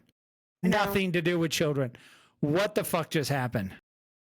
I said that a couple minutes ago. I said that we got way off track. I know. You did. She did. ChatGPT is going to have no idea how to like make our description. They're going to be like, we have no idea what you fucking were talking about. None. We're leading into a future episode. That's all. Yes. Okay, so back to children. I don't even know how to bring it. I don't even know. We can't. Back to children. That's abrupt. That's a 90-degree turn. Back to children. Everybody. That sounds wrong. That sounds really wrong. Don't say that again. Back to raising boys and girls. Okay. Right, reframe. It's good. Yeah, don't. All right, we'll don't put say some Vogue in there. We don't have Subway here. Jared's not Madonna, in the room. Madonna. Vogue. Okay. So I think we can agree that boys and girls are obviously raised different, right? There's a double standard. I'd say there's a double standard. But I think moving forward, you have to teach a little bit of it, right? So you have to teach a little bit of it, right? Boys need to know that, like, obviously they shouldn't be hitting girls, but I'm totally in agreement that if a girl want to step up, step up. Fuck around, find out. Okay. Fuck around, find out. So the thing that I originally said in the beginning that y'all told me to shut the fuck up about, the consent. Yeah, you can't teach consent. I'd like to hear more about this. Okay. It goes back to what I said originally. A boy is going to be who he is. If he is capable. Wait. Is this specifically like you can't teach boys consent? Yes, because I don't want to speak on women. I'm not a woman. I don't have a vagina. Can't speak on that. I am speaking on raising on a boy. Okay. When you raise a boy, and if a woman says no, if he is a human, just a human man, and a young woman, old woman, I don't care who it is. If a woman looks at you and says, no, I need to stop, and you force yourself to keep kissing, keep touching, do anything against her will, as she's telling you no and screaming and the whole 9 yards, there is no amount of adult as you were growing up teaching you the right way to affix that. There's just not. So then you would say that they have some type of mental illness. Mental disorder. I think there's something wrong with them that the wires up here are just they're not right. In my opinion, there's two ways to fix a rapist, and that's a bullet and a penitentiary. That's it. Those are the only two ways. Or castration. Castration could work. I think I saw an article that Louisiana passed castration for sex offenders who deal with children. Okay. I don't know how accurate question it is. then. Do you think that there are warning signs to knowing whether your son is a rapist? This is not scientific at all, but yes, animals. Animals are the ticket. Explain, if your son can walk up and kick a dog and feel nothing, if you could be, because an animal is weaker than you. That is the ultimate weak thing. You need to protect it. Like, I don't care how badass your dog is. If a human man wants to kill that dog, he can physically do it. He doesn't do it because it's wrong. It's a feeling inside them. So when your son is growing up, if he likes, it's the trifecta of the serial killer. The serial killer. If you can just hurt animals with feeling nothing, I think that's a good sign that there's something fucking wrong with you. Okay, but just animals then? Because shouldn't there be something else? Hold on. Hold up. Are we limiting this to like domesticated animals? Like if they can kick a dog or beat the shit out of a dog and not feel anything, or a cat, like that's not normal? Or are we like, because I grew up hunting. And let me tell you, I'm not crying after I kill a deer. No, killing I'm going to be thankful. I'm going to feel thankful. Hold on. If they can shoot a deer in the head and then walk away and then go shoot another one in the head and walk away, just leave it there. Just letting it bleed out, fucking dying, don't care, not using it for meat, not using it for clothes, not using it for anything. If they're shooting for the fun of killing it, that's the difference. Because there's thousands and hundreds and thousands of young boys that go hunting with their father and they're not rapists. I did a TikTok on this. This is why I got so heated with this so much because I did a TikTok on this about this, and so many women came out and said, well, there's more to SA or consent than just rape, because I'm explaining the most brutal type of rape, the holding down, and that's a power thing. That has nothing to do with sex. I want to show that's dominant power thing over. Most psychologists will tell you that rape has nothing to do with sex. It has everything to do with power. And I can say the same thing, that I don't care if you're in the middle, and I'm going to get kind of graphic. I don't care if you're in the middle of thrust. I don't care if you're 4 thrusts in. If she says, hold up, I'm scared, stop, you should be able to stop. Now, you might thrust one more time, but you should be able to be like come to from your sex coma and be like, okay, and stop and walk away. Now, here's the thing that I've heard from most women that I disagree with. A lot of women on my TikTok, I mean, this got hundreds of comments, this TikTok, and they were not all nice. They said, okay, what happens if you don't say anything? Like, you want to say no, but you're scared. Then You shouldn't be having sex. if he keeps going, then Agreed, but that's we know not the consent. case. Exactly. That's the problem. There is so much of, I wouldn't say so much. There's been documented cases of women saying rape afterwards. And I don't think those men are at fault. When I'm talking about SA, I'm talking about guys that just walk up and grab a girl's. Dumpster guy Yeah. who only served a year in jail for raping a girl behind a dumpster. There was so much about that case that, there was a lot about that case. That was money involved. There was so much about that case. Now, he should be killed, castrated, or prison. Those are my Okay. 3 things. So do you think that, or is there a statistic that you know of where a rapist's offspring, rapist's son, then continues that cycle and continues to rape? No, I've never read that. You're talking about it's the theory of the serial killer gene. Basically, the rapist gene, the serial killer gene. Everybody. No, like genuinely, like I'm just curious. Like, do you believe that that's a thing? Like, do you think that a rapist will have a boy and he's more prone to rape because I don't think there's so. some genetic thing? I don't think so. I don't care if he watched his dad rape. You, as a human, know when somebody is screaming and crying. You shouldn't need to be taught. You should feel it. Okay. To know that this hurts. This is wrong. I should So- not be doing this to this woman. What about the Like- victims that then become perpetrators themselves? Because you do see that quite a bit. I think there's a 50-50 with it, right? Boys who we'll use for example, since we're on the topic of boys, right? Boys who are sexually assaulted by other men when they're little, right? Whether it be their fathers, their uncles, brothers, what the fuck Whatever. ever. I think it's a 50-50, right? There's a 50% chance, and I think it goes real far right or they go real far left. There's no in between, right? Either they go, sex is absolutely 100% bad, I don't want anything to do with it because of their experience, or they go 100% the other way, and that's all they want, and that's all they do. And they get it however they deem to get it, whether that be consensually or that be through rape and sexual assault. I think that I think goes it's with a Disagree my, with that. I think that's it's a mental illness. Because I've seen it with girls too. I've seen girls who, you see it a lot with girls actually. Yeah, You they go see one of girls 2 who ways. they experience a sexual assault or a rape and they go one or two ways. Either they don't ever want to have sex again, or they do nothing but have sex. And they'll get it from anything and everything. They're like a middle ground. Once again, I think it's a mental illness for the kids that were sexually assaulted when they were a kid and they become a sexual assaulter themselves. They had a mental break. Something happened to them that was so traumatizing that it broke. They have a mental illness, and we need to get rid of the stigma of a mental illness. I have PTSD. It's a mental illness. I openly admit it, but we all have a mental illness to a point. So we got to get rid of. Anytime somebody's been told they have a mental illness, they get all defensive. Are you talking about the taboo of mental illness? Yes. Now, there's mental illness that you're born with, and there's mental illness that could be made. Like PTSD is made. Yeah, obviously. It's due to a specific situation. Yeah, or with the amount of dead situations. bodies that I have dealt with, I have some issues.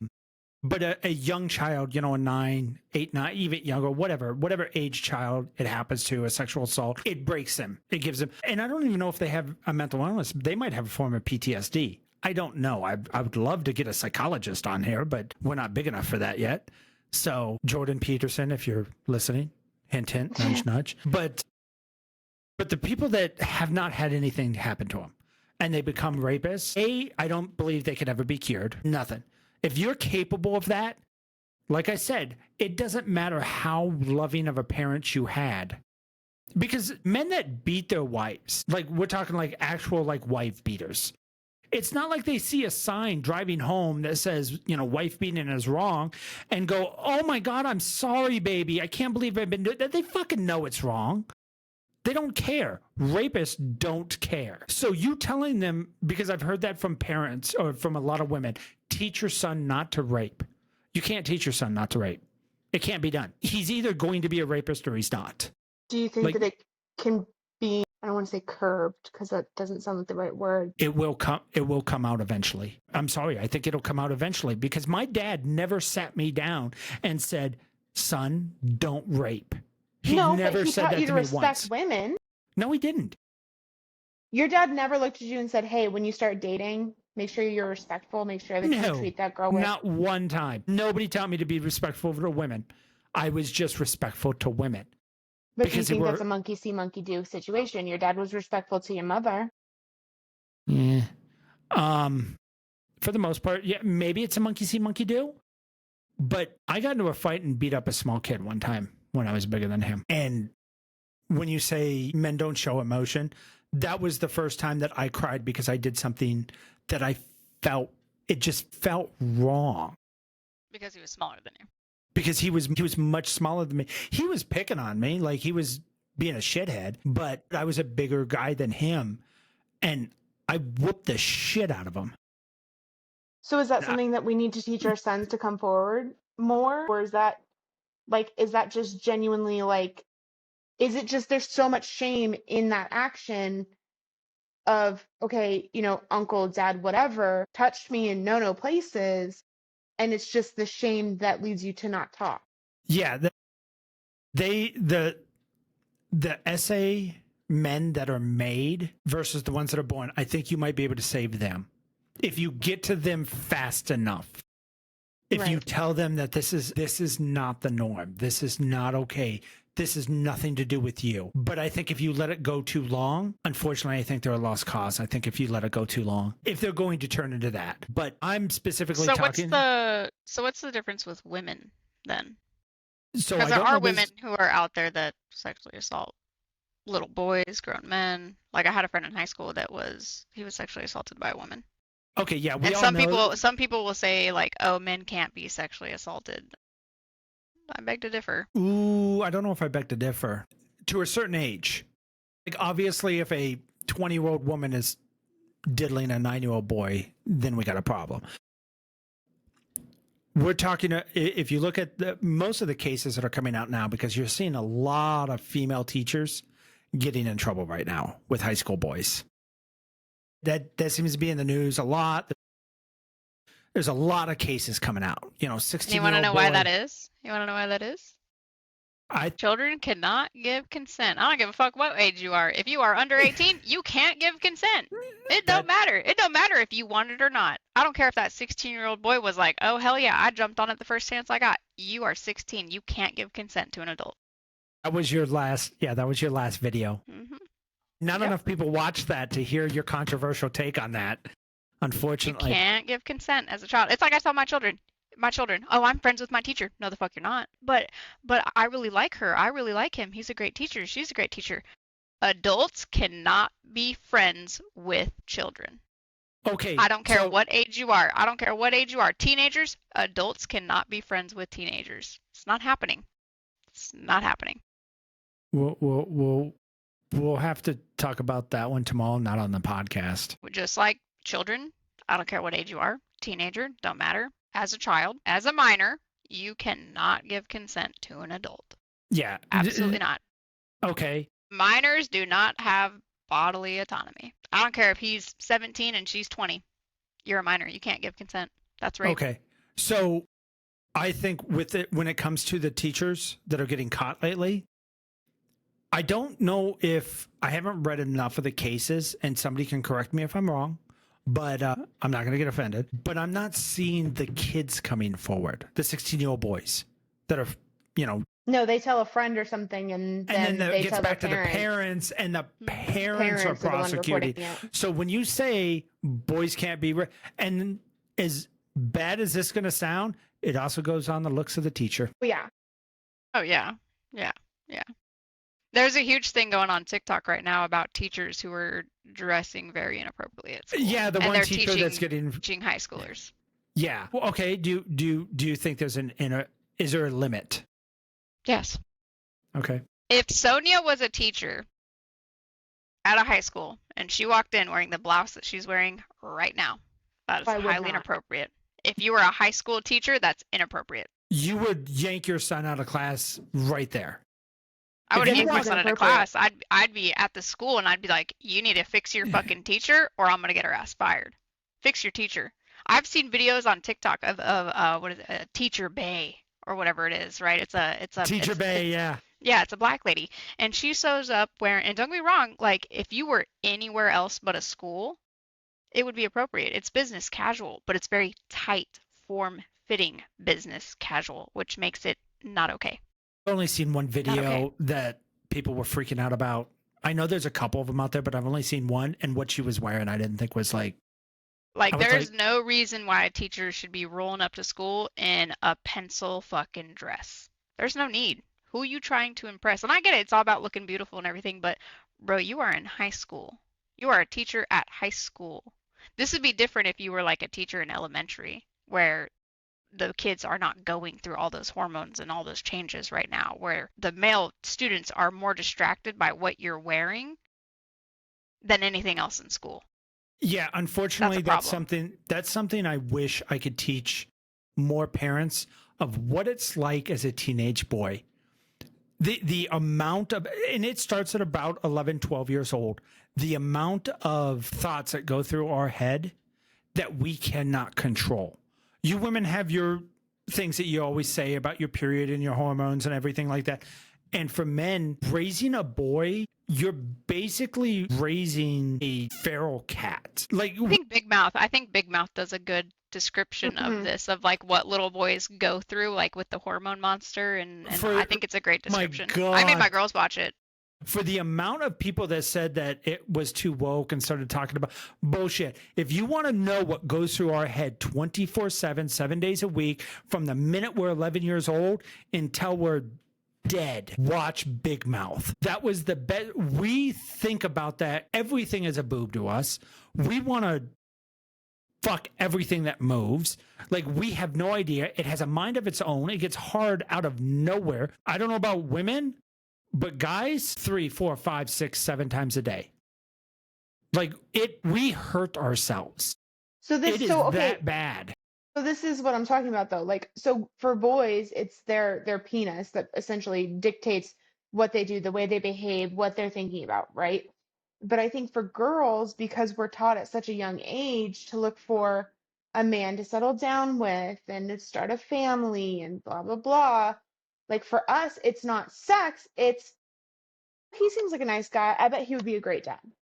So it's not, and that's 3, 4, 5, 6, 7 times a day of like, he would make a really good dad. We should definitely try to like introduce ourselves. We should definitely try to like start. He would make a good husband. He would make a good father. You know, women aren't taught like the whole like, oh, he would make a good breeder. Right. He's going to help me produce really great children. Like that's never a thing. That's never a thing. And I'm not saying that it's like the teacher issue, right? If I walked into my daughter's high school class and I saw her gym teacher who was a dude and he was wearing like the gray sweatpants that's got a perfect fucking outline, I'd be like, y'all need to get a hold of your fucking teacher. That's a problem. That's a problem. So I think it goes for men and women, but I think the teacher issue definitely falls on female teachers. Like, y'all need to do better. You're not at school to look sexy. You're not. You're not. And you're causing a distraction for teenage boys, which is getting y'all into trouble. It don't matter if he wants it or not. It's getting y'all. It's getting you into trouble. Huge controversy. With that, You're creating the If I distraction. had a shirt, right, that just did this, is this a distraction? Is the fact that they can see my bra straps in the back a distraction? The minute she lets go of those, But the minute I let go of this and there's even the slightest amount of cleavage, don't get me wrong. Like, I absolutely agree with you. As a teacher, completely 110% inappropriate. There shouldn't be no reason for this much boobage. 110% agree. Because you're the adult, you're supposed to be setting an example for these young women. Absolutely, completely agree with that. But my daughter can't go to school in straps like this because her bra shows, her shoulders show, and there's too much chest showing. Even if it's just, but this is Yeah. distracting to little boys. it is.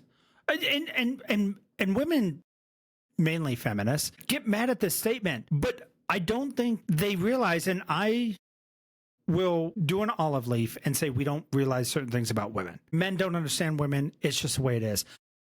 But women have to understand that you don't understand us either. But it's not my responsibility to send my daughter bundled the fuck up because your little horny son is distracted by my daughter and her shoulders. And here's what backs up my theory. Even though we have all those thoughts, and trust me, it is bad. A woman walks by with a little bit of cleavage, that's going to satisfy us for the next 2 days. Like, it is that bad. You don't hear about a whole bunch of teenagers raping women. It does happen. But for the amount of thoughts that go through our head, there should be rape in high school fucking 24/7. If it wasn't a mental illness that you were born with, if you didn't care. Most men can look at women and go, okay, I have these thoughts. I shouldn't follow through with them. It's wrong. So what, you put all the boys at the front of the class and you put all the girls at the back of the class because you're distracted by my shoulders? No, that's not what I was saying. No, but we were talking about dress code. And we were talking about the fact that little boys are distracted by the fact that I'm wearing spaghetti straps and that you can see my bra. You're not going to fix that, though. That would be the equivalent. I think so. Having a son, okay, who's currently going through all of this, we have to teach that, yes, those thoughts and the hormones are normal, but you have to be able to control and maintain. There is a time and a place for those hormones. And yes, I know they're going to pop up, right? The principal walks by and she's got tighter pants on than she did yesterday. Boom, thought pops up. That's when the teaching of self-regulation of, okay, hey, we're at school. I need to go to the bathroom real quick. I need to pee. I need to do this. I need to do that. I can't do this at school. It's an inappropriate time, so I need to self-regulate. Boys need to be taught a little bit of self-regulation. If girls are taught so much self-regulation that we have to wear this kind of shit to school because God forbid my bra strap shows and a guy is getting in a fucking erection because of it. Mm-hmm. If girls are getting taught self-regulation, boys can get taught self-regulation as well. There is a time and place. Okay, I agree with that. But back to your bra strap thing. Mm-hmm. You had brothers. Mm-hmm. Were you allowed to walk out? You have a son. You had brothers. Are either one of you girls allowed to, would your daughters or were you allowed to walk out of your room in a sports bra and spandex shorts? Could you walk around in the house Don't remember. with a sports bra and a spandex short showing your belly and the whole night? Would you let if one of your daughters come walking out like that, what would you say to her? And Chase was sitting right there. I tell my daughters all the time that there's no reason for you to be walking around with just if you got pants or shorts, I don't care, but there's no reason for you to be walking around the house with just a sports bra on. Okay. There's no reason. There's no reason. Just like my son, he ain't walking around this house without a shirt on for no fucking reason. So it's same Why? across the board. When you walk out your room, you better be clothed. Why can't he walk out without a shirt? Because there's no reason. Are you doing hard fucking labor where you're sweating your ass off? Negative. Guess what? You're wearing a fucking t-shirt. You want to go outside and do hard work labor or go play and get all sweaty? By all means, take your shirt off. But if you in the house, you walk out your room dressed. My brothers were allowed to walk around the house without a shirt, but the minute you sat down at that table, you better have a shirt on. You are not allowed to sit at your table half naked. Nope. If my daughters ain't allowed to walk around comfortable in a sports bra, guess what? You ain't allowed to walk around with no fucking t-shirt on. I draw the line straight across the board. Okay. Regulation for everybody. Would you let your daughter walk out with the dress she has on right now with your son home? If she's going to something, then yes. No, if she just woke up that day and that's what she was going to wear. And that's not because I have a son. That's not because I have a son. Okay. It has nothing to do with the fact that he has hormones and he can't control them. It's No, you have it's a completely modesty. different. I have modesty. Ooh, women don't get taught modesty anymore. I No, they have don't. modesty. I don't let my girls, so crop tops. My daughters ain't allowed to walk anywhere around crop tops. You can be in the house with a crop top. Do you not know what a crop top is? Okay, I'm drawing a blank. Is that just the It's half the shirt? That's yeah, the it's the crop top. shirt that like so Okay, your yeah, that's belly what I hangs thought. I out. was Yeah, yeah, right. yeah. That was Yeah, yeah, right. yeah. So my daughters can wear a crop top at home, and that's it. What about a spaghetti? The second we walk out the door, you better put a fucking full-blown t-shirt on. What about a spaghetti strap? I don't mind spaghetti straps. Those are okay, but they don't fucking own spaghetti straps. If my wife can walk around in a spaghetti strap, so can my daughters. But like usually like that's they don't really own spaghetti straps. Like they have full-blown actual tank tops that have like the thick The thick strap. strap. Yeah, like Okay, so do you spaghetti think, straps are more so for like under t-shirts. okay, so do you think freshman through senior? So we're talking what? 14 to 18. 17, 16, 14 14 to typically. 18. 14 to 18. Should girls be allowed to go to school showing any cleavage? We're going to modesty. disagree on this. Hold because on. I have modesty. I think modesty No, is a thing. This So this is why. podcast is for honesty, so go ahead. This is why I disagree with that. So being a big chested girl myself, it was very hard to find shirts that covered all of my cleavage. Like most of the time, like it was still that. Just because I'm a if you big wore chested girl. But if see, you wore I a shirt have like Hannah, you wouldn't have cleavage. If I wore a sports bra every day, which I do at work, I don't have cleavage. The But shirt comes up to here. Why not just wear a shirt up to here? it just wasn't. But see, I have old beliefs when it comes to at school. You're not at school to look fucking cute. That's why I think uniforms, when school started uniforms are the best fucking thing because everybody looks the fucking same. I will agree with you. I think all schools should go to uniforms. I think I agree with that. at a minimum, I think uniforms should be a fucking thing. Because then because I remember going to school and we didn't have uniforms, and kids used to get into fights in middle school because the kids who came from the poor neighborhoods Yep. didn't have very nice clothes. So kids would literally fight because somebody's wearing name brand and somebody's not. Well, guess what? If all y'all are wearing the same Gildan t-shirt with the same logo, there's less to fucking fight about. There's less to decide who's poor and who's rich and who's not. So I think uniforms should be a thing. And I agree with that. I think there should be a uniform for teachers. I think that would stop a lot of our issues with the modesty problems of teachers wanting to go to work in fucking pencil skirts and spaghetti strap. Bro, you ain't at the club. You might be looking business casual outside of school, but you're at a school. Your sole job is to teach. That's your job. That's what my taxpayers' money is paying for, is for you to teach the future of America, not for you to look fucking cute. So I think you should have a uniform. I think men should have to be required to wear button-down shirts with ties or a button-down shirt with a bow tie and slacks.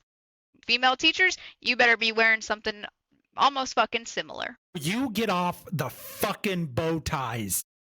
I love bow ties. Bow I ties are my fucking favorite. hate bow ties. Those are the dorkiest. Like, this is not Bill Nye the Hey, Science we're not Guy. talking about. Hey, we're not talking about Sheldon Cooper like that. Relax. I love bow ties. Fucking dork. Bow ties are my go-to. Okay, Go-to, but baby. no, I know Go-to. what you said. At least a button-down shirt and slacks. Yeah, like if you want to do a polo collared shirt for males or Okay. a button down with a tie, cool, all about it. And nice slacks, and not fucking super grippy slacks. Like there better be some room in No. them pants, right? They better not be form fitting. And I think teachers should have the exact same thing. If a teacher wants to go get a female cut button down t-shirt, cool, rock it. And whatever slacks or skirt you're wearing, it better not be form figuring. Like I better not be able to see the outline of your fucking underwear when you're wearing them. I don't care if you're wearing a G-string or not. Or I better no not be able to see outline. the outline. Like I would prefer zero outline, and it better not be form figure. Like whatever our students are required, that's what teachers should be required. So we're talking like an actual dress set. Yeah, Goes like a past the flowy knees. dress, right? That goes past your knees. Okay, past the knees. Have some modesty. You're here to teach. You ain't here to look cute. Okay. I shouldn't see no teacher pulling up in those 6-inch stilettos. Baby, no. That's not what you're here for. Wear some fucking flats. Wear some flats. Wear some sandals. Wear fucking slides for all I care. You're not wearing no 6-inch stilettos up in here. But not below the happening. knee. Yes, below the knee. You are there to teach. You ain't there to look cute. So I had a teacher growing up. Her name was Miss Lucille. Most amazing teacher ever. She straight up every single day she wore a denim skirt down to her fucking ankles, and she had a nice loose flowy button up long sleeve shirt every single day. Let me tell you, ain't no boy was getting they rocks off in her class. Fucking denim Yeah. all the way around. But okay, so as a short girl, finding a dress that goes below my knees, what? What do you mean? But It makes me look short and stocky and just. once You're not there again, to look cute. You ain't there to Yeah, look cute. I'm there to be comfortable. I'm not there to be comfortable, but You I ain't there to also look think that cute. You there to I teach. think I think I'll let this one teachers in go. general I think teachers in general should be wearing pants. I don't think skirts are like why wear pants. Okay, so there's women. Think if you're wearing a long skirt, right? Like my teacher, for example, who came in denim skirts every single day down to her ankles. You want to wear a skirt? Wear a skirt, but it better be a long skirt. It better not be form Okay, figuring. so for Sonia's argument of teaching the youth, you can either do a slack or long skirt. So if you think a long skirt makes you look frumpy or short and pudgy or Yeah, whatever, I would just wear pants every day. Yeah, as long as they're not tight form fitting pants. You don't get tight form fitting pants with an ass like mine. So there's that. I don't know, that uniform you wear. Stop. That's not my All the fault. guys at So, work? but yeah, I don't like you're not there to look cute. You're not there to look attractive. You ain't there picking up a fucking date like, nope. There is a point, I feel like, though, that you do, maybe not cute, maybe that's not the right word, but there is a point where you're supposed to be the example for girls. So instead of wearing, Damien, what are you doing? What? He moved his microphone so it made a noise. Sorry. So instead of like coming in and having 45 pounds of makeup on your face, you're still there to be the example for what a modest woman is supposed to look like, right? So you should still walk in there, still have yourself presentable, still have yourself looking cute's not the right word, but can't think of any other word to explain it. Cute to a point, because there is still that modesty of like, okay, I'm not wearing 45 pounds of makeup, but I am wearing makeup. And it shows the girls like you can wear makeup and still look good, and you don't need all of the foundation and all of the fake lashes and all of the lipstick and Professional. I think the word you're yeah, looking for is professional. okay. Okay, so if you're all for raising girls with uniforms in schools and stuff like that, what about makeup? What about it? Do you think at what age do you think girls should be able to wear makeup, if at all? Yeah. No, I want I would say like 14, 15. This These depends girls on how that much makeup you're talking about, right? Like, so my youngest does mascara, and that's it. is that by I your think that's rules or okay. by choice? Is that That's rules by or choice. choice? That's by Okay, choice. no. Okay, so what if she wants to put on blush and lipstick and modesty? No, we're For not school. talking like not Not for school. like caked on. Would you let her not in school? We're talking about raising your girls. Would you let your girls wear out in public, like if you guys are going to we don't have malls anymore, going to Six Flags or going to the zoo or just going somewhere, would you let them, like, if they want to like sit down, get ready, put mascara on, lipstick, blush, you would? Why? If that's what they need, then that's what they need. Now, I'm not a makeup person, right? I haven't worn makeup since I was a freshman in fucking high school, and I did a little bit of foundation because I had some acne. I did a little bit of foundation and I did some mascara, and that was Yeah. it. Okay. But I grew up, my mother did everything. She did the foundation, she did the blush, she did the eyeshadow, Okay. eyeliner, mascara. She even did the lip line when the lip liners were Yeah. popular. Okay. I need a female that does not relate to me more. So Sonia. Sonia, I need a female that is more feminine. And that's not an insult to any of the lesbians out there. We all know what we're talking about. So I was not allowed to wear full-blown makeup probably until like middle school.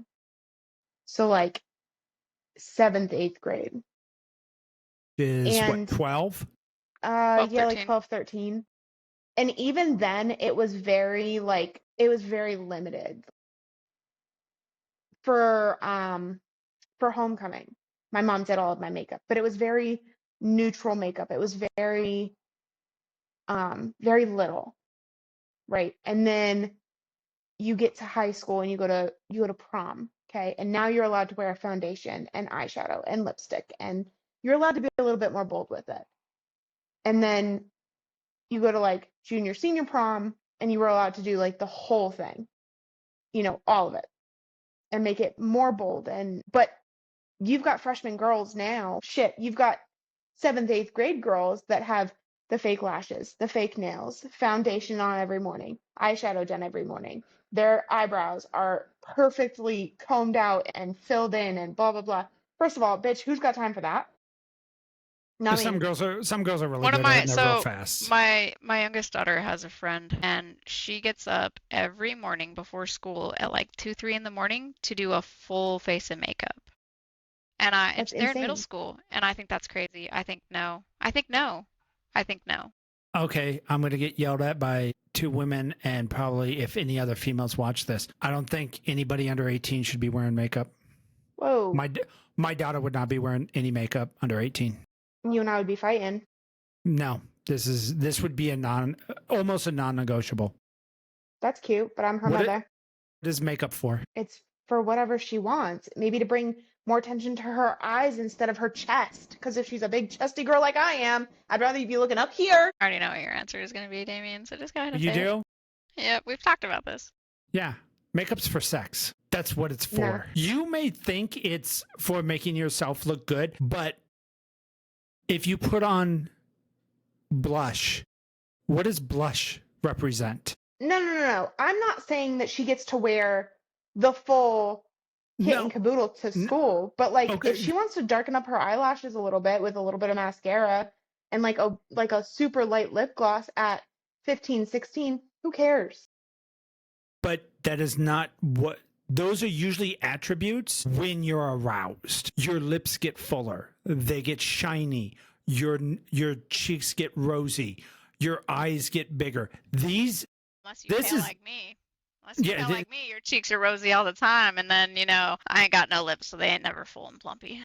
so but you know what I'm but this is not Damien being all chauvinistic. This is scientifically proven that you accentuate everything that gets accentuated during arousal. Everything Okay. that you wear is to simulate arousal. It may make you feel good and make you look pretty and stuff like that, but when you're aroused, your cheeks naturally get blushed, your lips naturally get fuller, they get redder, your eyes get bigger. That's what You and I would arousal have a full is. fight because if she wants to wear a little bit of mascara, I could almost agree with I don't know. mascara. Okay, so we can go with so when should girls be allowed to shave? That I don't care. That's assumed because that's a comfort thing. No boy better be looking ahead of her hoo-ha anyways.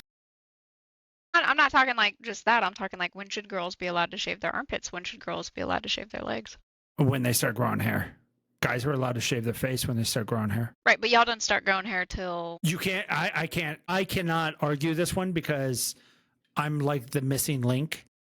So I've been hairy since I was fucking 12. Like I've had so hair. like my brother, oh my God, my brother even till this day comes in patchy and gross.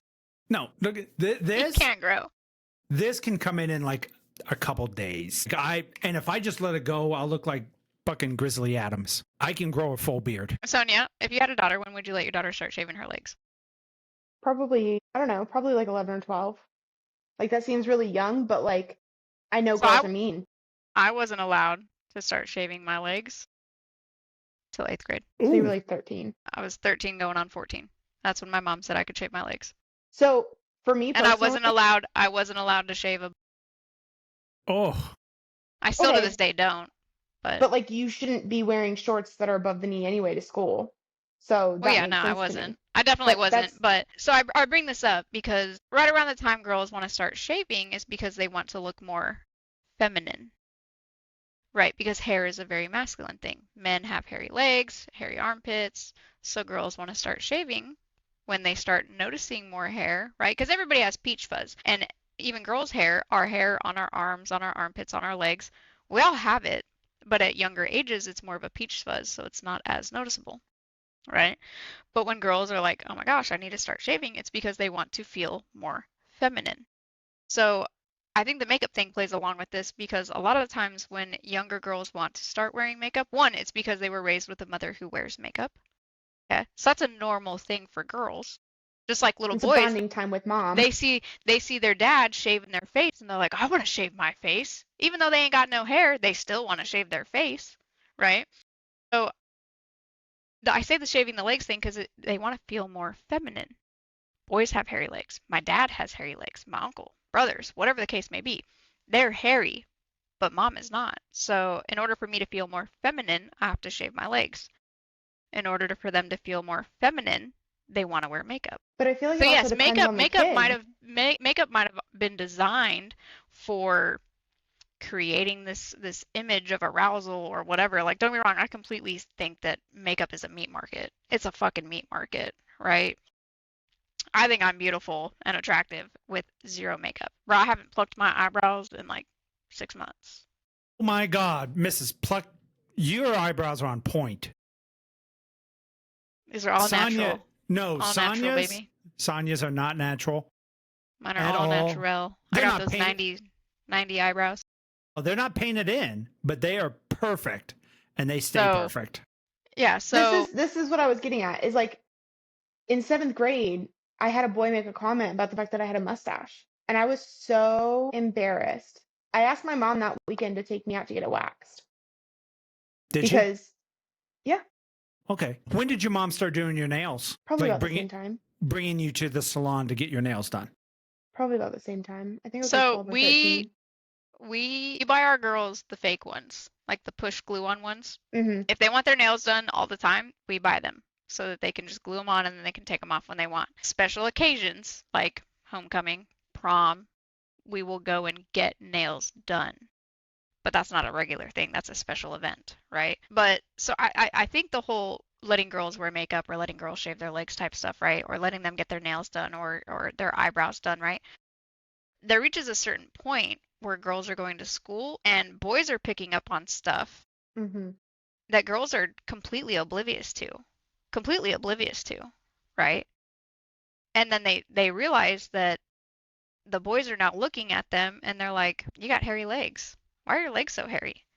Well, now all of a sudden, I'm not feminine because the Yeah. boys are calling me a boy because I don't shave my legs. So now they got to shave their legs. Or the mustache. Everybody got peach fuzz there, baby. Everybody got peach. I got a fucking full-blown mustache right now. You just can't see it because I'm a ginger. But not everybody's blessed like I am. So, if boys were taught a little bit better in that aspect, maybe girls wouldn't have to start shaving their legs so young. They wouldn't have to start wearing makeup at such a young age, right? Because there's some women, some younger women, right, that it takes a while for their feminine facial features to fully develop and come in to where you look at their face and if you were to cut off all their hair, you'd be like, that's a girl because of the feminine features in her face. Yeah. So maybe if boys were taught just a little bit better to not be assholes, for a lack of better words, maybe girls wouldn't have to start wearing No, makeup I at think it's- 7th or 8th grade. I I don't think know. it's just that boys need to be taught that girls get facial hair. They get body hair, same as boys. It's just the minute that you start pointing it out, like I'm not kidding. Like when that boy asked me why I had a mustache, I don't think I looked up like once. And if I did, my hand was in front of my face the whole time because it immediately makes you self-conscious. And if I know, like, and I'm very, like, my natural hair is super dark. So I know that my leg hair is dark. I know that my face hair is dark. I know that my arm hair is dark. So I think that we need to do better as parents as far as like educating boys like, hey, listen, like I know that it might seem silly, but like girls get hair everywhere that you do. So if you see it, shut the fuck up. And this was why I said you shouldn't separate the kids in sex ed class. I still think separation is good for certain areas. No, boys need to learn. And this goes with raising boys. And we have to do it now because I may be able to tell my boy that. I mean, I can't because my son's just not capable of it. Not there. But if I had a normal son, I would have taught him. But my dad didn't teach me. I learned everything I needed to know about girls from my sister and her girlfriends. So I'm bald now, but when I was a teenager, I had hair down to the bottom of my back. I had long hair all the way to my butt. And my sister was like 2 years older than me. So her friends were like 2, 3 years older than me. And when they saw my hair, we're talking back in the 80s with the big hair, they went nuts and they wanted to do everything. So Braid it, dye it. yeah, they braided my hair, they dyed my hair, they curled my hair, they did everything. And I sat in the chair and I sat back, and most of the guys would have been like, well, that's gay to have that, because they'd do shit to my nails. I would just sit there, but I would sit there and I'd listen, because they would sit there and talk about what they liked about their boyfriends, what their boyfriends didn't do, what they did do, what pissed them off. And I was a pretty promiscuous young kid when I started having sex, but it's because I listened to all these girls. Like, I was going to have sex with him, but he said this. So I'd be like putting down in my notes going, okay, don't say that, because apparently that dries up a girl like the Sahara. And yet he was married. Yeah. So, but I was lucky. I had a sister that I got along with for the most part, and she let me hang out with her and her girlfriends. So I learned a lot of things. But most guys growing up don't have that. Sister doesn't want anything to do with them, and their mom's not going to teach them this intimate part of women. And the husband doesn't know. I know many husbands that had no clue that their wife shaved their upper lip or waxed. Like, they find out like 15 years into the marriage, like, oh my God, you have a mustache? Like, and it's something that. But I think that's a shame thing on women. Look, all I know is my youngest, bless her heart, right? Oh, the She Spitfire? wanted to start, yeah, the Spitfire. She wanted to start shaving her legs, and I was like, yo, hold off on shaving your legs for as long as you can. Because once you start, you can't go back. Once you start shaving your legs, that leg hair starts growing in just like your pubic hair does, just like your armpit hair does. It gets thick, it gets coarse. That is an urban myth that's scientifically false. No, it's when my leg hair is proof. My leg hair, I have never shaved my thighs, not once. And my thigh hair is like peach fuzz on my belly. That's my most leg, girls. my bottom leg hair, because I've been shaving it since I was 13, so well over 10 years, my leg hair grows in as dark as my head hair, but as coarse as my pubic hair. It would have anyways. Thick and it is dark. I believe it. I believe it 100% starts the second you start shaving. I don't care what science says. Science says that's an urban myth. I don't care. But the leg hair starts growing in thick and coarse, rough, hard, itchy, gets caught in your socks, holes, the whole 9 yards. Holy shit, how long you letting it go, girl? It's been a little while. Okay? It's been a little while. It's getting cold, so I don't shave as much because it's getting cold. Okay, so, and I was telling her, I was like, hold off on shaving, because the sooner you start shaving, the sooner it's going to start growing in thick and coarse. And then when it starts coming in, it gets itchy, it gets scratchy, your socks start pulling on it. Like, it causes more problems.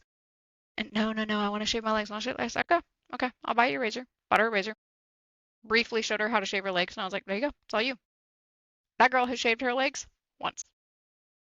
Said, fuck that. Once. And probably about a month ago now, I was like, you been shaving your legs? They're kind of hairy. And she was like, nah, I ain't shaved them babies in like 3 months. I said, why? She goes, that's too much work. I said, oh, but you had to shave, didn't you? You just had to start shaving. Well, yeah, it's so much work to shave. And I was like, I fucking told you, hold off on shaving for as long as you fucking can. Yeah, because you end up doing gymnastics in the shower. I did not realize how big of a deal shaving legs was until I shaved Sonia's legs. And she just sat back and let me do it. And pretty sure I fell asleep. She was like, this is so nice. That is, oh man, if I could take a bath and have my wife shave my, I'd be in heaven, bro. Just stick a leg up. So for all the men out there watching this, if you want to get lucky. Yeah, if you want to get laid, offer to shave her legs. And while you're shaving her legs, take a break in between and do a foot rub. Guaranteed laid. Yep, they love that. On that note, anything else? You got some ending words? Parents do better. Yeah. Teachers fucking do better at school. Yes. Yeah. All right. Stop dressing like hoochie mamas. All right, teacher And Bay. I better not see no gym teachers, no male gym teachers on TikTok showing up in gray fucking sweats. That is so funny, gray sweats. All right. Well, this has been You a know what I'm blast. talking about, right? With the gray yeah. sweats? Oh, yeah. Yeah, okay. Yeah, Okay. we all know. If you guys made it this far, please hit subscribe, hit like. It helps us out. We're going to do this anyways, whether you like us or not, so we don't give a fuck. So, But subscribers care. would be nice. yeah, subscribers would be nice, you know, because Daddy wants a new Corvette. Okay, whoa. Mama needs a new dog first. We can get the You've dog got tomorrow. one. We need Yeah, another one. tell her we already have one. We don't need more. What was the deal you made with me? What was You the can deal have you made with me? you can have as many dogs as I have Corvettes, and we have less dogs Well, than I have Corvettes. Well, isn't one of those Corvettes hers? Yes. Ooh, does that count? No, because he bought it. No, because I said he put all the we. work in it. I said, But it's we your Corvette. He can have as many dogs as we have Corvettes. Okay, well, you didn't say we in the beginning, so Yeah. I was trying to help you out, but you Yeah. fucked it all up. Don't help No, him. Just I because know you're the on my deal. side. I know the deal. Anyways, peace out. You guys all have a good day. This Yeah, has guys, been have a Pick good Forever. night. Listeners, we're on Spotify and we are on iHeartRadio. Come Yep. check us out. Hit the follow. And TikTok. All right. And TikTok. All right. Yeah, follow Don't- away. Don't go anywhere.